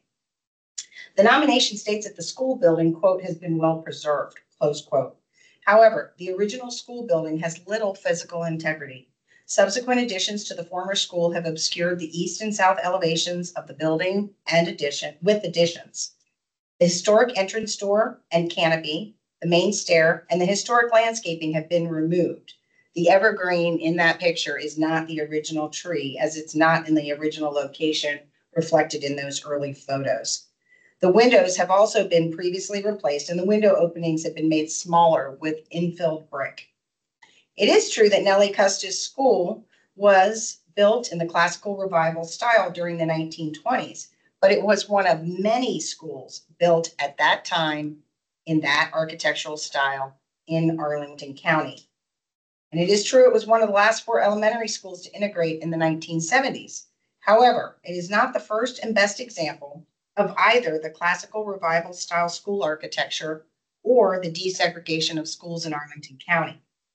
As to architecture, while the original Nellie Custis School building has been modified multiple times over the years and retains little of its original exterior integrity, or interior integrity, I might add, the Barcroft Elementary School retains a high level of integrity on its exterior and is a much better example of a classical revival school building that actually still functions as a school. As to desegregation, while Nellie Custis was one of the last 4 schools in the county to be desegregated, along with Jamestown, Madison, and Woodmont, Jamestown is the only one of the 4 buildings that retains its use as a school. And Madison, which now operates as a community center, has the highest level of physical integrity. It's ironic and somewhat very unfortunate that the history of being one of the last schools to support Arlington's most vulnerable residents at that time through desegregation is now being held up as the reason to designate the building as a local historic district in order to thwart the property owner's desire to redevelop the site into a meaningful, financially viable, inclusive, affordable housing project with community service use to support today's most vulnerable residents. The owner intends to continue to pursue this unique joint venture with its partner, Wesley Housing, and does not support the nomination before you today. For the reasons stated, we would request that this nomination be denied by the HLRB, that no further study be conducted to ensure the ability to move forward with a redevelopment of the property consistent with the county boards and my client's vision for an equitable, inclusive Arlington. Thank you. Thank you. Now it's time for the speaking portion of the night. I'll invite public speakers to speak, or organizations have 5 minutes and have 3 minutes. HPC staff will be timing you. If you have any comments after HPC staff has stated your conduct, reminder that you cannot yield your speaking time to other speakers. That will move to.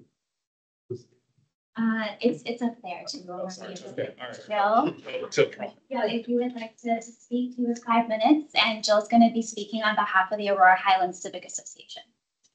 Yes, thank you. I'm here on behalf of the Aurora Highlands Civic Association. As was mentioned at the start of this presentation, we're the civic association where this building is located. So there are a few other civic associations in our immediate area. We're the only ones who actually live in a neighborhood that has a character. We change the character with where this building is an integral part of how our neighborhood feels. It's an open space, which is something that we're losing.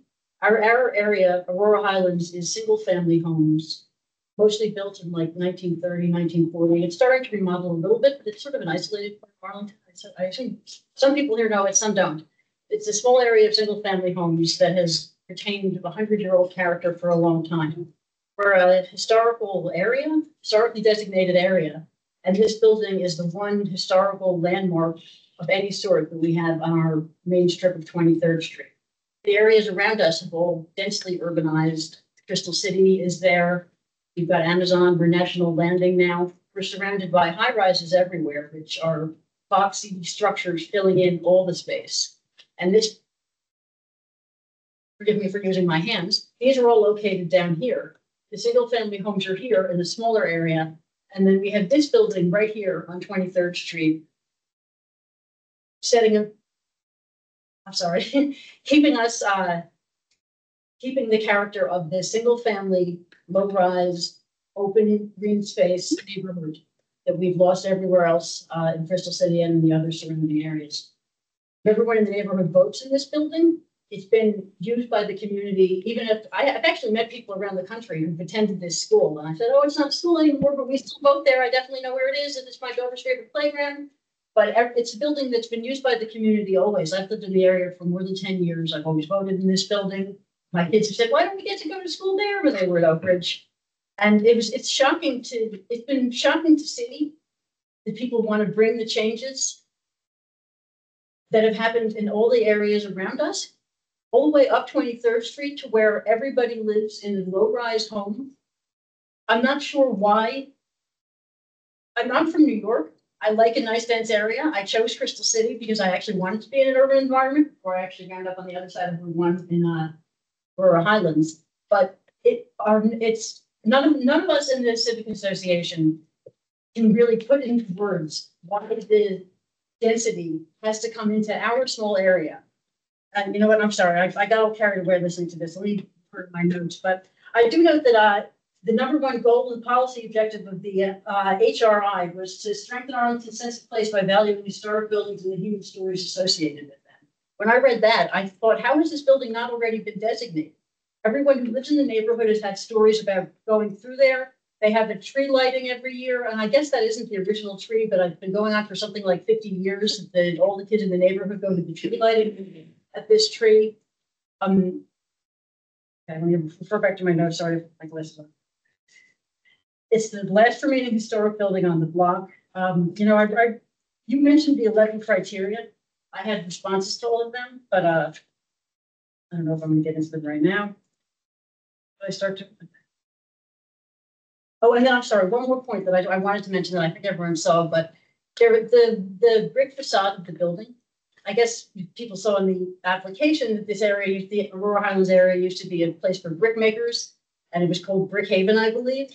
And when I read that and then looked at the brick building, it's so obvious that it's a part of our history in the neighborhood. And just all the discussion that we've heard here about blocking the skyscape, putting a big boxy thing in, making an eyesore. All the conversation that has happened in this meeting has struck home because I thought, why is this building not already on the list? It's the third oldest building in the county and the other, third oldest school in the county, and the other two were already designated as historical landmarks. Hume School and the other one. What was it? Maury, that's right. It's not, I'm not even sure why this building already hasn't been given this designation, but I'm certainly here to speak in support of it getting that designation. And I'm sorry, I don't want to forget to say that our civic association did vote on whether or not we wanted to support this this designation, and it was almost unanimous. We have we pretty much speak with a clear voice, at least in the neighborhood where this is taking place. The rest of the county might feel differently, but for those of us where this is our neighborhood, it's been a shock. Thank you for your time. Next up, Nicholas. Sure, thanks. Thank you, Chair Davis. Good evening. I'm Nick Giacobbe. I'm a longtime resident of Aurora Highlands, and I live right around the corner from Nellie Custis School. Arlington as a community really likes to hold itself up as a model of sustainability and one of the leading warriors in the fight against climate change. We dutifully recycle our paper in one place and our cans in another. We bring our glass to another place and we take our organic material and put it in our green bins. But sadly, that's pretty much where it ends. When it comes to the built environment, Arlington takes a completely different approach and defers to developers. Our built past is nothing more than a slate that is ready to be wiped clean in favor of the next shiny thing. Preservationists fear not. The county often requires an interpretation of what once was. Maybe you'll get a plaque. Maybe that plaque will even include a brick or a cartoonish commemoration like the Peck Building in Boston. We completely lose sight of the fact that the greenest building is the one that's already built.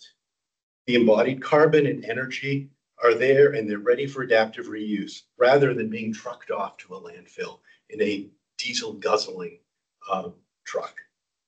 Schools like Nellie Custis, and especially the original century-old core of the building, are practically built for reuse as housing.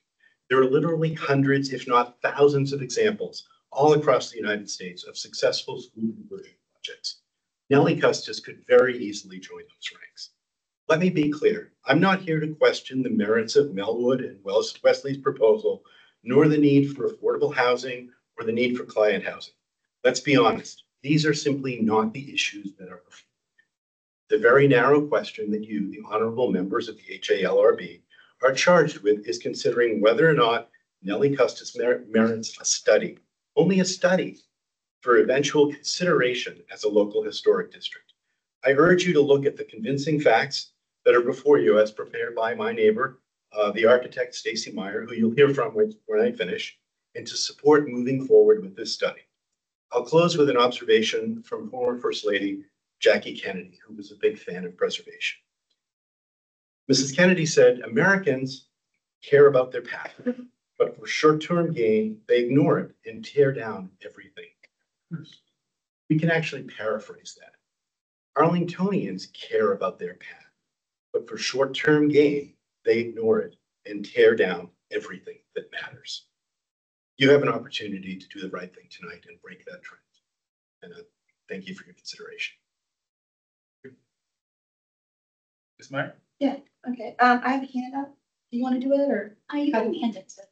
Mr. Davidson. Yeah, it's just, I was gonna do a slide, but we thought maybe it's there's enough to go around. Yeah. Thank you. My name is Stacy Meyer. I'm an architect, and I live in Aurora Highlands near Nellie Custis School. I'm going to be speaking as a follow-up to the notes that I sent earlier this week that Michael has sent forward. And that included an envelope, what we call the alternate envelope, that works to develop the property for the affordable housing while maintaining and preserving the historic building. The Aurora Highlands Civic Association almost unanimously also voted to approve that envelope and supports it as well. Wanted to talk a little bit about more research that we've done. You know, there's very little history left east of 395. The brick warehouses were bulldozed to make way for Crystal City, Fort Jackson, Jackson City are long gone. The James Roach House, which is on the top of the hill at Ridge Road, gone. Luna Park, cute. Could have been the other Glen Echo, gone. It's the sewage treatment plant now. That's down in our neighborhood. Freedman's Village in Queen City, of course, were bulldozed, as we know, for the Pentagon parking lot. These were enormous, irreplaceable losses to the historic fabric. Fortunately, through local historic district, there's now a way to protect what little is left. We know that most landowners are financially driven, and whether they're nonprofit or not, and they would not rather not bother with preservation. It's why this designation and the study for it is so important. Staff said Nellie Custis School's architectural integrity has been compromised, and it doesn't deserve preservation. I've worked on many preservation projects in my career, and this is incorrect. Building is structurally in excellent shape, and the brickwork in particular is in excellent condition for its age. It's a textbook case for preservation. It's typical to replace window and rebuild elements like the front of the Garfinkel's building on 14th and F that I worked on. The truth is that staff stated in the February meeting with the Royal Highlands Civic Association, they could only include options the GLUP study that Melwood would accept, and Melwood would not accept any option that included preservation of the school, which leaves us where we are now. But it's not all bad news. The former Lee Elementary School in North Arlington was slated for demolition for years, but now has money in the county budget for adaptive reuse. That's a very similar building in North Arlington. The community learned that the architect of the school, Percy Adams, designed many notable buildings, including the Longworth House office building. They also learned that Mr. Adams' buildings, include Lee Elementary, were built in this classical revival style, similar to Nellie Custis. Per the 1930 book, Washington Past and Present, it was discovered that Mr. Adams designed practically all the schools in Arlington that were built in that period. I have just one more sentence, if you don't mind. Just one more. Thank you. It is likely It's likely he designed Nellie Custis due to the style of the building and the time it was built, but more studies needed to confirm. Let's preserve these historic schools in both North and South Arlington. Thank you. Thank you. It's now before the board. Before we start discussions, I wanted to say the board received 4 public written comments prior to the meeting. These comments have been shared with HLRB ahead of time and will be included in the meeting minutes. Staff has also provided a few paper copies of the to the board as well, and they're here if anybody wants to get them. Look through them. They're all shared via email. Yeah, I just made 5 copies so that we have to share.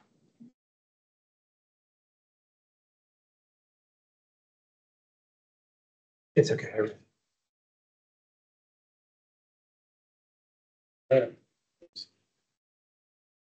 You got one? Okay. I read them. Yeah, I did too. You need one? I don't want to take it. No, I read them online. Okay.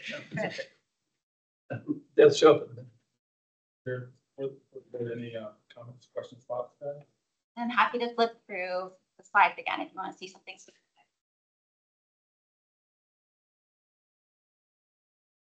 I know this is a technical question. Mr. Burns' comment was the fact that I guess that the address of the school and the name of the school are perhaps different and they're listed on the designation also that I've seen there are places there. Is there, I mean, yeah, that's a technical thing, but how would we, I guess, resolve that? I mean, would it be more than sort of update the nomination? Or is there a way to caveat things in the nomination itself? Because I mean, we all know what we're talking about, but I'm just Yeah, I think that it's interchangeable in a lot of ways. Obviously, we would have to do more study to determine what name was used most. But I think it's kind of a technicality and could be just included in the next iteration of study. The address change likely took place probably because there were a lot of street changes in the 1930s. So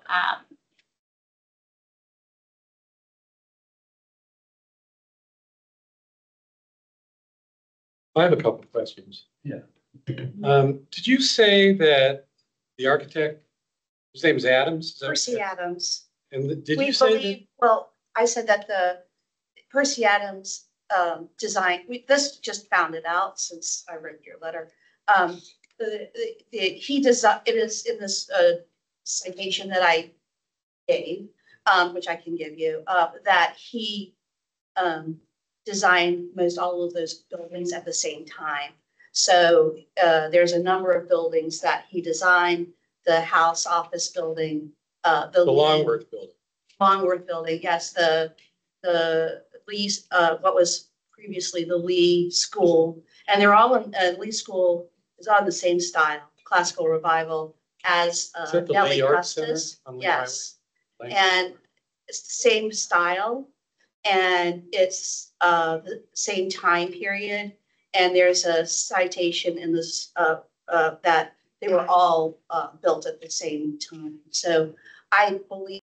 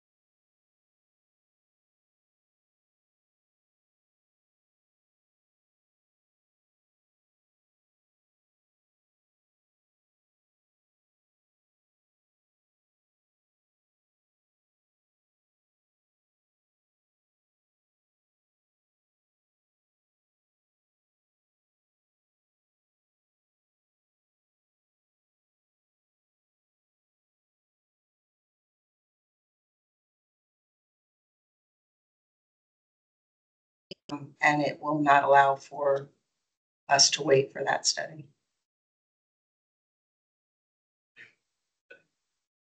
Sorry. Can you explain what those are, Kathy? Oh, The sure. tax credits. Yeah, so we would take the 4.1 site plan to the county board, and assuming the board approves it, we would file for Virginia low-income housing tax credits to help finance the construction of the affordable housing units that are proposed for the site.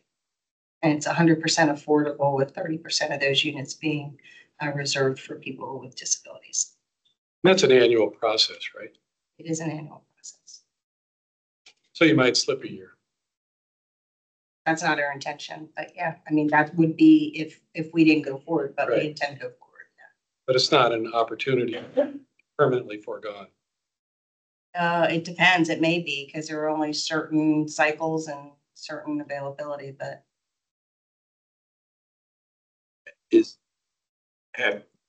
Is there a design for this structure already? I mean, have you thought about whether the facade, there could be a local historic district that you could accommodate in the design? no, we don't think we can accommodate a local historic district. We think what we can accommodate are the recommendations and principles in the general land use plan study that was adopted by the county board that looks at interpretation of the original historic facade or inclusion of that original historic facade, either where it is or some other location. Our design interprets that original historic facade through the use of materials and window openings and other design elements. So the new building that at least partially, somebody has partially designed, tries to reflect Correct, But absolutely. it's a brand. That's one of the recommendations of the GLUB study, that staff and the LRPC, I should say, which is a number of citizens who ran that process. They, and the county board adopted the plan that does not call for preservation of the building. So your plan would be to demolish the current building Correct. entirely? Mr. Chairman, I don't believe that the developer's timetable is relevant to whether this building is deemed to be historic or not. Yeah, that's not, yes, it's not the issue before us, to be fair, yeah. I mean, our issue before us is to determine whether or not it meets 2 of 11 here. If it does meet 2 of 11, then we should, then essentially meet per our authority given by the county. That's And it's a potentially. potentially. Yeah. But I think, but if for background, I mean, I think it's, well, it's not relevant, but it's good to know about that. More information to consider, to have on board. So, yeah, I agree. Does anybody have any opinions of, well, the first one is almost not a question because I think it has to be 50 years old essentially to be eligible for inclusion. So that's like almost a no-brainer, I think. So we have to find one other to determine the study is appropriate. We have to find one of the others. And I looked at A, C, D, H, and K as possibilities. So could you repeat those? A, C, D, H, and K, and maybe more.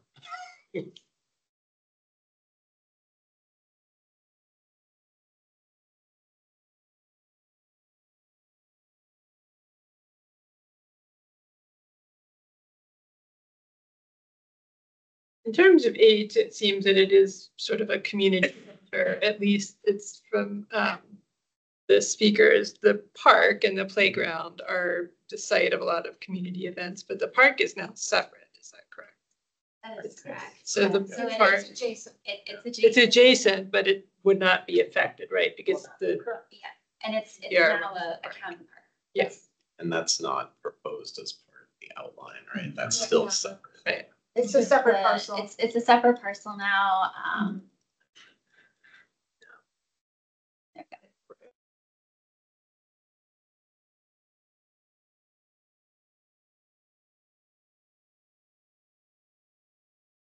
And I guess in the sort of footprint here, I mean, it's a little hard to tell, but the historic portion is really just sort of the page northeast box, right? I mean, that little box here, correct? That's Correct. the rest of it's all non-historic and, yeah, could not be found to be. Later edition. Yeah, later edition.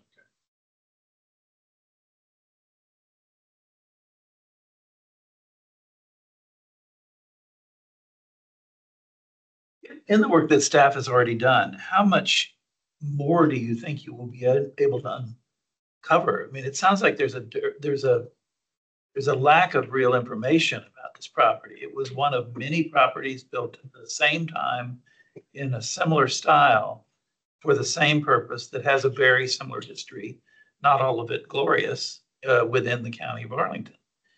How much more do you think is out there? Because it sounds like a lot of people have over the last 2 months looked pretty carefully to try and find more.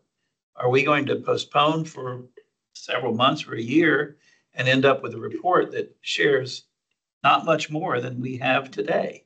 In which case it would be, I think if we don't have any more information, if we have the information we have today and we're ready to say it looks historic, that's one thing. If we have a tiny bit more information, would that change our mind? And I think, is there a way, I mean, I wonder if there's something in the middle where we might, at the same time as that consideration's going on, perhaps be presented with a design plan by the Melwood and their developer that took into consideration what we know about the historic attributes of the site and the property. In other words, we're asking. Scrape it. Huh? They're planning to scrape. I know they're planning that now. Yes, I'm saying we're gathering information about the property to find out what really we know about it. because an awful lot of what's been presented tonight is terribly uncertain and not very, it just is limited, I think, from everyone. I mean, from the community, from everyone else. We've heard the community values the property as is. They like the tree, they like the space. Those are not historic designations. I mean, there's an important part of community use. But I'm just curious about if we do ask for a study and the study goes forward, I wonder if we could set some timelines on it and maybe also say that we'd welcome if there's any kind of amendment to recognizing the history of the site in a design plan that we might also consider. So I think there's kind of multiple answers to the question. The first part is that I can't really give you a good sense of what's out there because what I've only been able to present tonight is really what's been presented to us. So there's the potential for there to be more. I just don't know really what is out there for us to look into. So I can't give a definitive answer on to how much more would be able to be presented. I think in terms of looking at the design of the property, that we should probably follow the process. Well, I mean, there is some consideration of that with the GLUB study and the recommendations that staff made as part of that. So, and then there would be staff involvement with future planning processes involved with this property as well. What did the staff say again?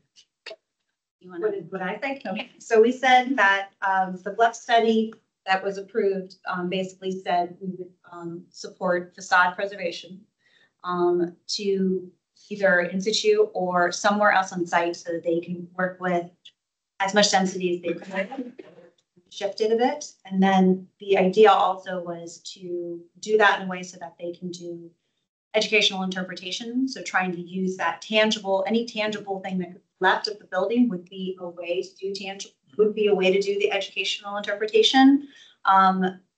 Ideally, we would hope that there would be some type of marker to give it historic context, but that trying to retain some of the building material either within the design, but that is all we're very high level right now. And so when this ends up going to site plan process, which I believe the applicant's going to be doing in the next week or two, is that that's going to consider that in the design and the discussion. Because we've been trying to steer away from just markers with doing educational interpretation. And so kind of like what you were saying with Barcroft, is there a way to keep the arches? Is there a way to keep some of the building material so that it doesn't get completely wiped off the map? Is a way for people to remember what was there before, ask, oh, what maybe it's associated with that marker. A way to kind of get people to understand what was there. So that's part of the recommendation in the website. But in reality, if I may ask a question, is that recommendation sort of subject to reinterpretation as the process moves forward? It ends up really just being a marker possibly in the end, well, as opposed to facade preservation. I think that's one angle that is definitely down. The other way could be a more fruitful version. Right. I will say, I think there's a big difference between preserving a facade and doing interpretation that might be like a couple bricks in a box in a lobby or something. You know, I think that, I don't know what our role is, but if we were to recommend or somehow to endorse facade preservation over interpretation, which, you know, could be potentially watered down or might not be, but. That would definitely be something that during the site plan process, the HALRB can have a representative during that process to continue to advocate for what is in the guiding language in the GLUB study and see how the discussion goes with all the other things that the applicant's going to be thinking about with the project, see what would work. So it's definitely the opportunity to do it. Well, we all know how that goes. I have a question. Let me just preface it. Number A, I think is a gimme. Okay, the property is 50 years old. And it's a contributing element in it. And K, the property is suitable for preservation. I think that's a gimme too. So that's two. I think all the other stuff in here, I don't really have, I wouldn't be prepared tonight to designate this as a historic district on the basis of the information that's been presented. Yeah, but I was pretty intrigued by the integration piece. see, I was turned off by that because that describes every Arlington elementary, every school in Arlington, you could say this about. Is that true? Yeah. You know, they all accept the students. So, I mean, it's not, to me, it's not unique to this property at Well, all. can I ask whoever wrote that, what was unique about it? Well, there was a lot of, I'm not an expert in this either. I've done a dive, but not the deep dive that I believe that needs to happen through the study period that the real historic preservationists would do. Okay.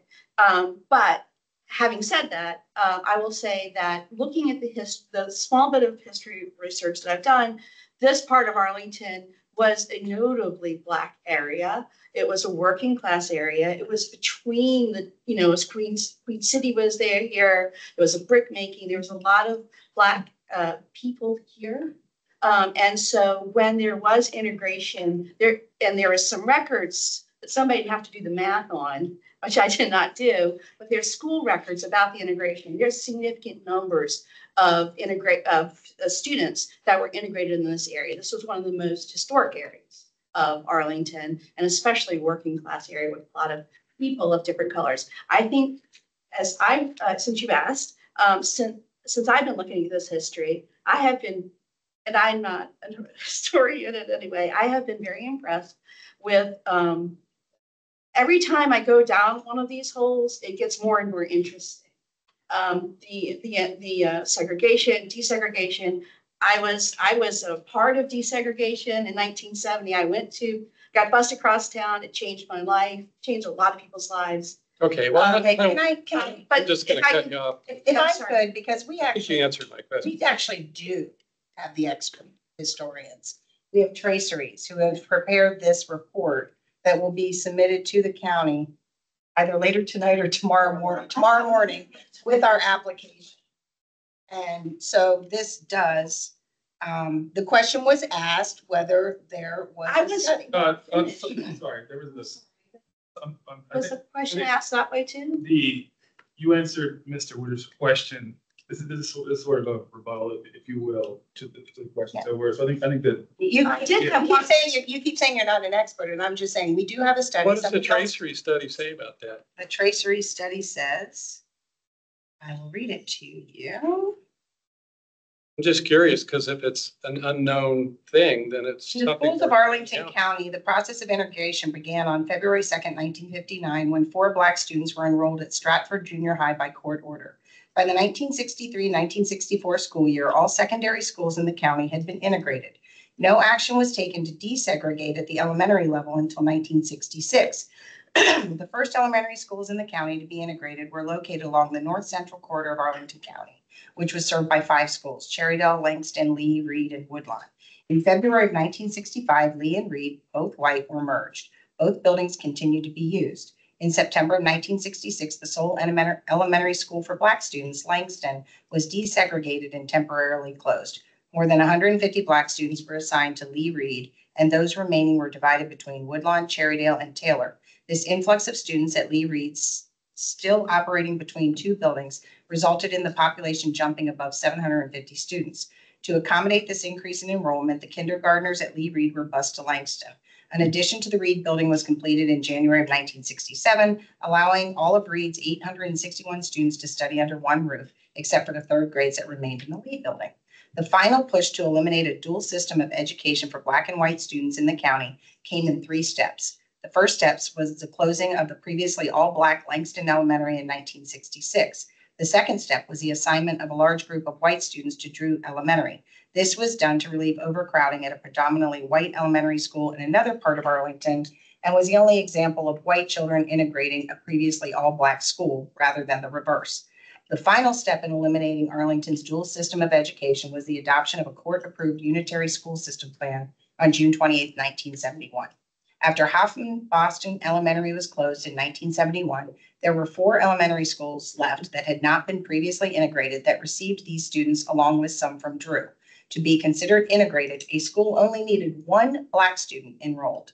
Nellie Custis, Jamestown, James Madison, and Woodmont became integrated during the 1971-1972 school year, the last schools in the county at all levels to do so. Many schools were closed in the 1970s following the reorganization that occurred during the near 18-year process of desegregation before Nellie Custis was closed in 1979. Langston was closed when Glebe was opened in 1970. Stewart was demolished after it merged with Tuckahoe. Woodlawn was closed. Its students sent to Reed and Glebe, while the building was leased and later given to the Hospice of Northern Virginia. In July of 1978, school system administrative offices, which had been occupying the Marshall Building, moved to their new building on North Quincy Street. In October of 1979, the Marshall School Building was sold. Then it goes on about classical revival. And then it says that Nellie Custis is, there's one last sentence. Nellie Custis is not the only example of a classical revival school building that still stands today amongst the group of elementary schools that were the last to integrate. And then it goes on to talk about James Madison. Thank you for your time. Thank you. I'm sorry. Can you read that last sentence one more time? Sorry. Nellie Custis is also not the, it talks about. Yeah, go ahead. Okay, Nellie Custis is also not the only example of a classical revival school building that still stands today amongst the group of elementary schools that were the last to integrate. The former James Madison Elementary School building located at 3829 North Capitol You don't do Street. the address. What other? Was built in 1939. James Madison, Jamestown Elementary School was built in 1953. Although it represents a different building period, Jamestown is the only one of the four that is still operating as a school today. I guess my question was that, assuming, the answer to A and K is yes, then we have to make a determination of whether the study, so we could determine a study is appropriate, but then you said something about we have to decide whether to move forward. So I guess what's the standard for deciding whether to move forward? So The chart that you had, remember that slide you had up there? You mean what's the process? What's the standard that we It's there if it potentially meets two of the designations. continue through determine if the proposed nomination should continue? What standard are we supposed to use to make that determination? Criteria. The criteria. Pardon? The criteria. Can you put the criteria slide? No, but I mean, We vote, Jerry. That's what we do. okay, to me, there's two, it meets two, okay? But I thought you said we had to make a separate determination if it should move forward, but now you're saying we don't. It's not a separate determination. It's just that it's three parts. So per the zoning ordinance, you review the nomination form, which you've already done. You use the criteria to see if the property could potentially meet 2 of the 11. And based off of that, if you think it can meet the 2 and you think it should be studied further, then it goes through the next step in the designation process. Which would be staff doing a more detailed report and research and study to be presented at a future time. And then at that future time, you would vote whether or not you wanted to. I understand that, but it seems to me you've So if said we should do 3 things and you've only talked about what standards we should use for 2. If it meets 2, does it automatically go? Not if everybody votes against it. That's my question. Previous practice, when you had preliminary hearings such as this in the past, you have opted not to send things forward that have met a minimum of 2, in your opinion, based on the information that's been presented. And so that really is case by case basis, whether or not you feel the information is accurate enough, sufficient enough to warrant further study, and you feel compelled for whatever rationale and reasons you come up with as a board as to why you want further study. I can think of one example where the further study. Church on Columbia Pike, I think we determined that it was appropriate, but we decided. Correct. Had the preliminary public hearing, and then there were many public speakers, as I recall, who came out speaking against the nomination.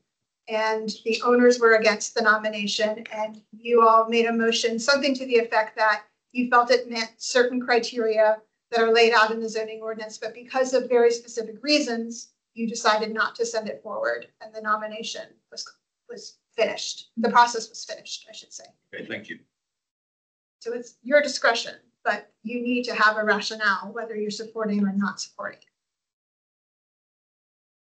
And question two, if we send forward and say during like the site plan process, essentially the applicant comes up with a scheme that essentially satisfies the HLRB sort of ideas about what there should be. Is there a way to essentially stop the process that we initiated tonight? If we were to, or would it sort of carry through a sort of zombie study? It's a good question. I feel like once it starts, it has to keep going and reach some type of resolution, whether it's favorable or not. So if you have doubts, I would discuss those doubts now, given the amount of time it would take for us to do an in-depth study.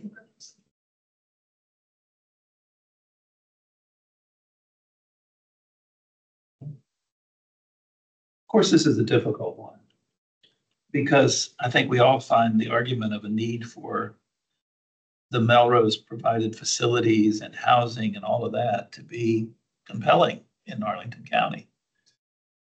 But that's kind of, I have to set that aside in my thinking about this. But that's why I asked, I think building on what you had said in the board, Lauren, is that, staff, it's sort of difficult for staff on this because it meets the GOP, and it meets two criteria, but I think we feel reluctant to delay something for a year if we end up in the same place with very little information. I don't know. Is there any way to, how long is this queue? It's really going to be a year before we get a further study? We can't give you an exact date, but there are several others ahead of this one. Okay. It's unfortunate that there just seems to be kind of an absence of concrete information. Like we don't seem to know for sure who the architect was. I mean, it would be. I mean, my immediate concern is like, this is the study. Right, and we haven't seen it, and it would be interesting to see that, not by having it all read out loud right now, but. But I mean, that seems like that would be helpful potentially. Sure. I think that this is just how the process works. And right.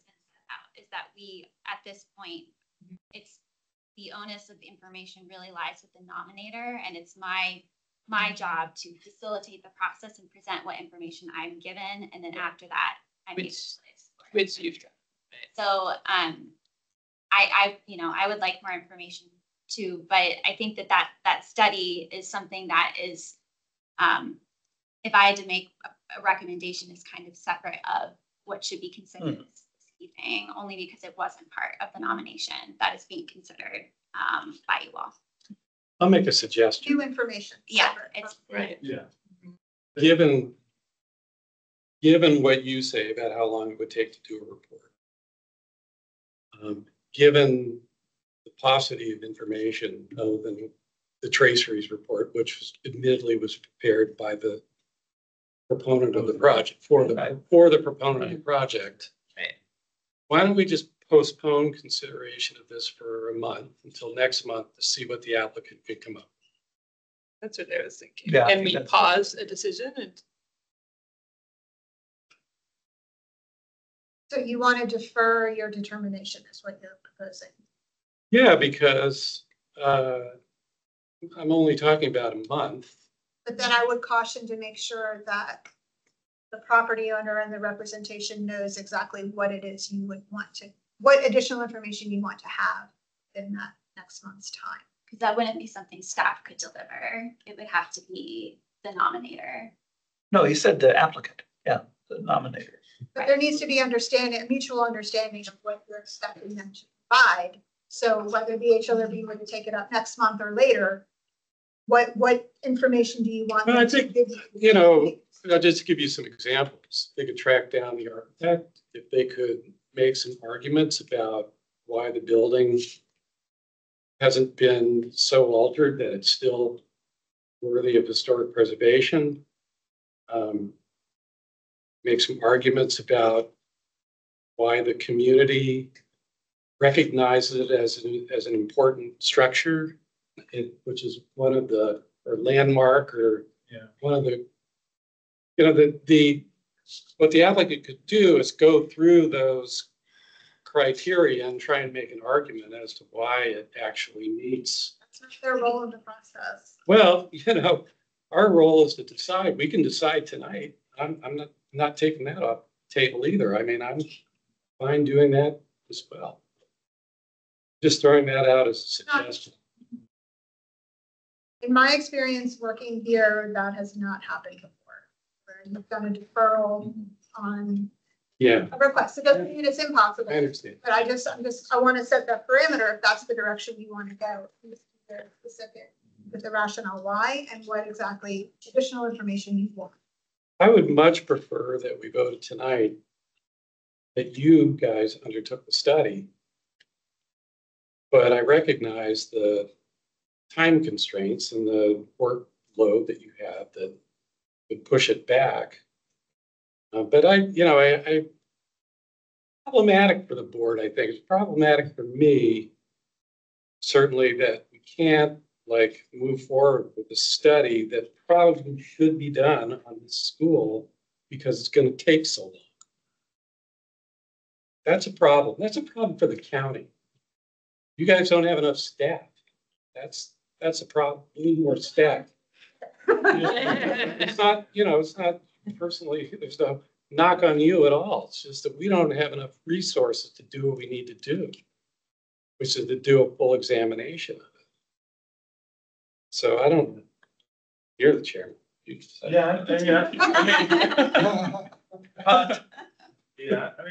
I guess, and I like the idea. I do like the idea of. I like the idea of deferring. I mean, it's sort of like a half measure, but I would say I like that. The only thing I would say sort of as sort of a cautionary tale. Then the only thing against it, I would say, is that it's on the nominator to bring it to us the first time like that. You know what I mean? Yeah. Sure. I mean, I understand that obviously now we sort of give them more time to research. That's fine, but it should have been. I know that they're in a hurry because the process is ongoing. I get all that, but it's really on a nominator's sort of. It's on their behalf to bring forth a good argument to us, not to be sort of in this limbo where we're like, well, it's kind of meets these two things, and I mean, so I think that I just wanted to put that out there. Yeah, I think you're right. Yeah, and I mean, probably a bad idea. Oh yeah, I mean, I have another question. This may be a dumb question. I should know the answer to this, but assuming that only A and K. We determined that those were the answers to those were yes. Okay, because the other arguments, I think they're not very strong. I don't think any of the others, other than it's more than 50 years old and it's suitable for preservation. Would that be enough to designate it a historic district? The way the zoning ordinance is written, it only needs to satisfy a minimum of two. To designate. To be designated and protected, yes. Okay. But Cynthia said this board has made the opposite decision. Past. But that's to move forward. We did not move forward. To not move forward, right? That was on. So if we were to do complete research and study all 11 criteria and study all the information that we were able to find and still determine that it only satisfied 2 of the 11, you could still bring that back to you. Right. It does not need to meet all 11. It doesn't need to meet half of the 11. This current standard, the way the ordinance is written, is a minimum of 2. Mr. Chairman? I think it should be at least 3. I mean, because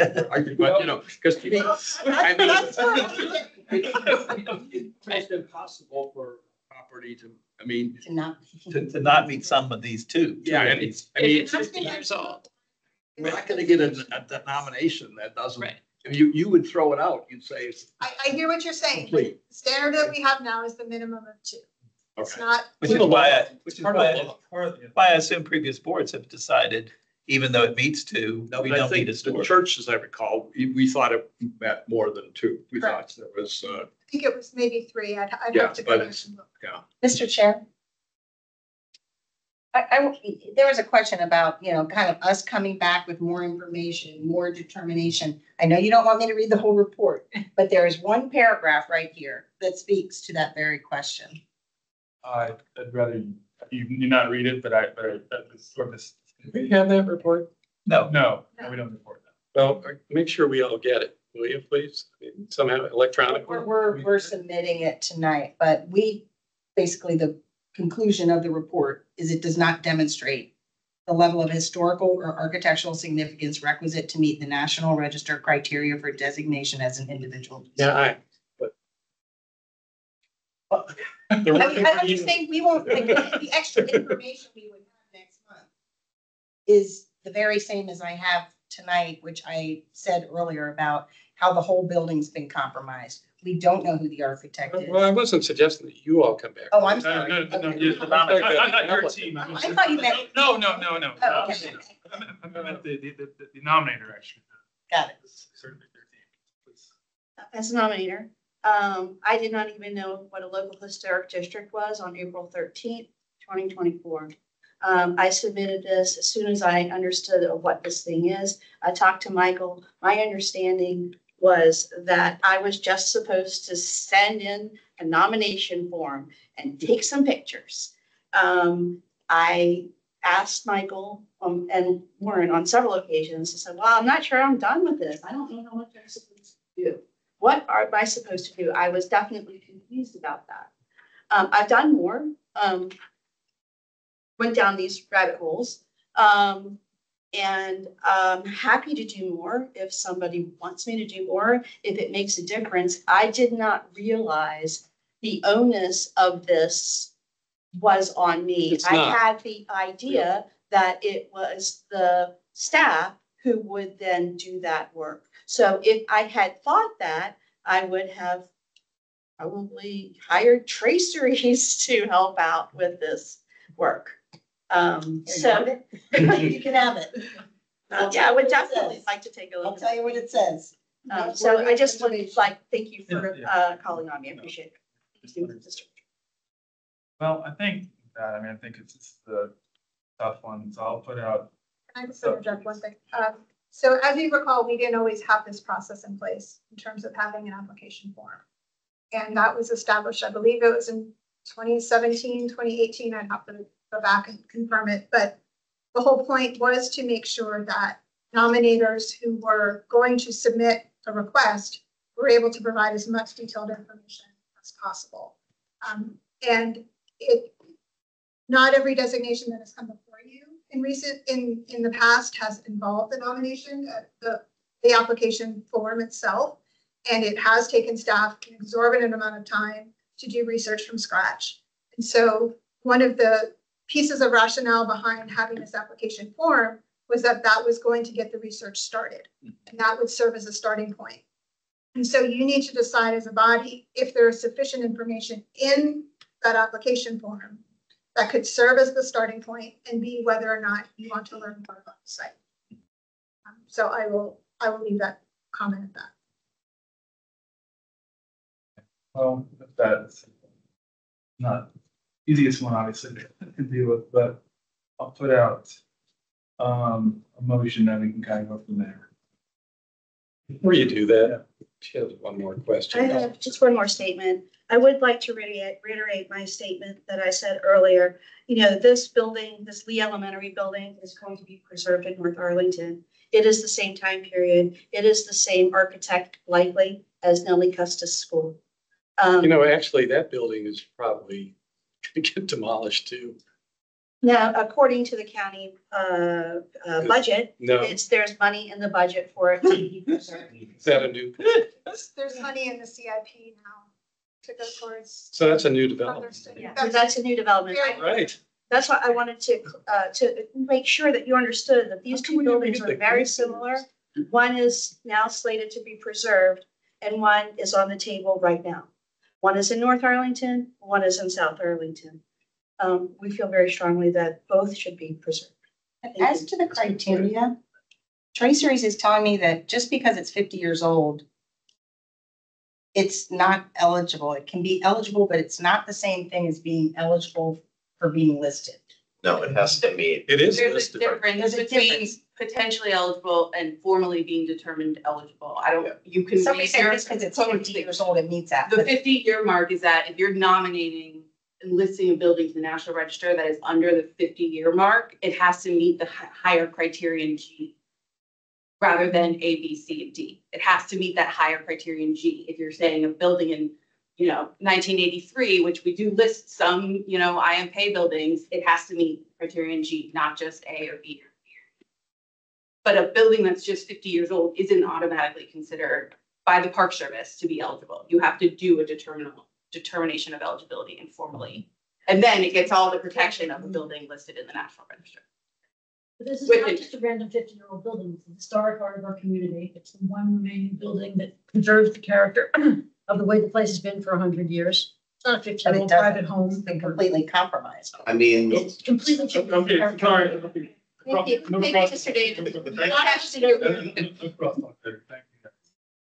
Andrew. So the neighborhood is a National Register Yeah. district already, and it's a contributing resource in the district. Yeah, so I think A is, yeah. So, yes. I mean, I make these determinations partly as a living. We usually would consider that as meeting it. If it's a contributing resource in a district, it's technically on the register. It's not individually listed. It might never be, it might not qualify for that. It is on the register as a contributing part of a district. So I would make the argument that yes, it meets that from my experience sort of dealing with what that means.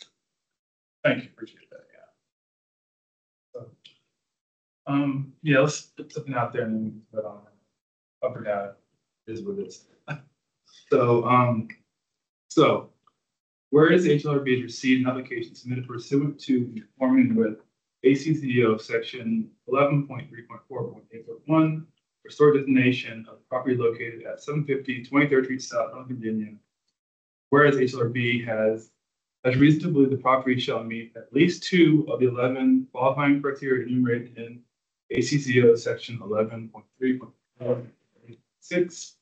Be resolved that the HLRB pursuant to its authority under ACCO section 11.3.4.8.4 requests Historic Preservation Program staff to undertake further study of the property located at 750 23rd Street South with the future recommendation as to whether the property meets historic destination requirements enumerated in ACCO section 11.3.4.8.6. So all that said, that there are 2 of 11 that you need to. You're going to go from the you vote on? And so you need a second for that. A second.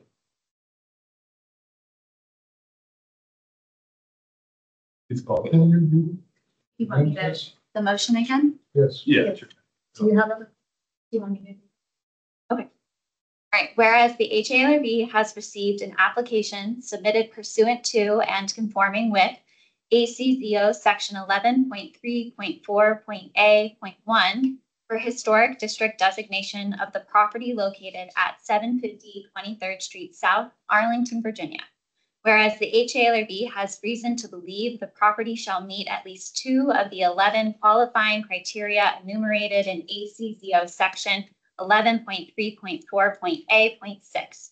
Be it resolved that the HALRB, pursuant to its authority under ACCO section 11.3.4.A.4, requests the Historic Preservation Program staff to undertake further study of the property located at 750 23rd Street South with a future recommendation as to whether the property meets the historic designation requirements enumerated in ACCO section 11.3.4.A.6.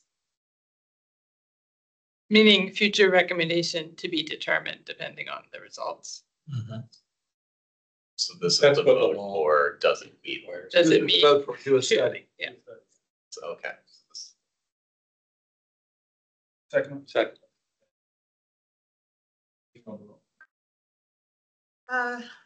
Mr. Davis, Yes. Ms. Dreyer, Yes. Mr. Backler, Yes. Mr. Hanley, No. Mr. Laporte, No. Ms. Lawrence, Yes. Mr. Wenschel, No. and Mr. Woodruff. Yes. The motion carries 5-3.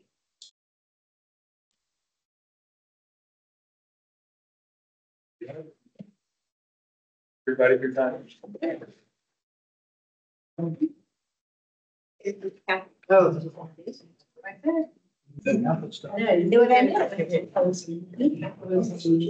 That really is. I mean, we're put in a bad place. I kind of feel it's. It's puts a staff in a bad place. Which is not fair. They were blamed for that, which is not fair. And,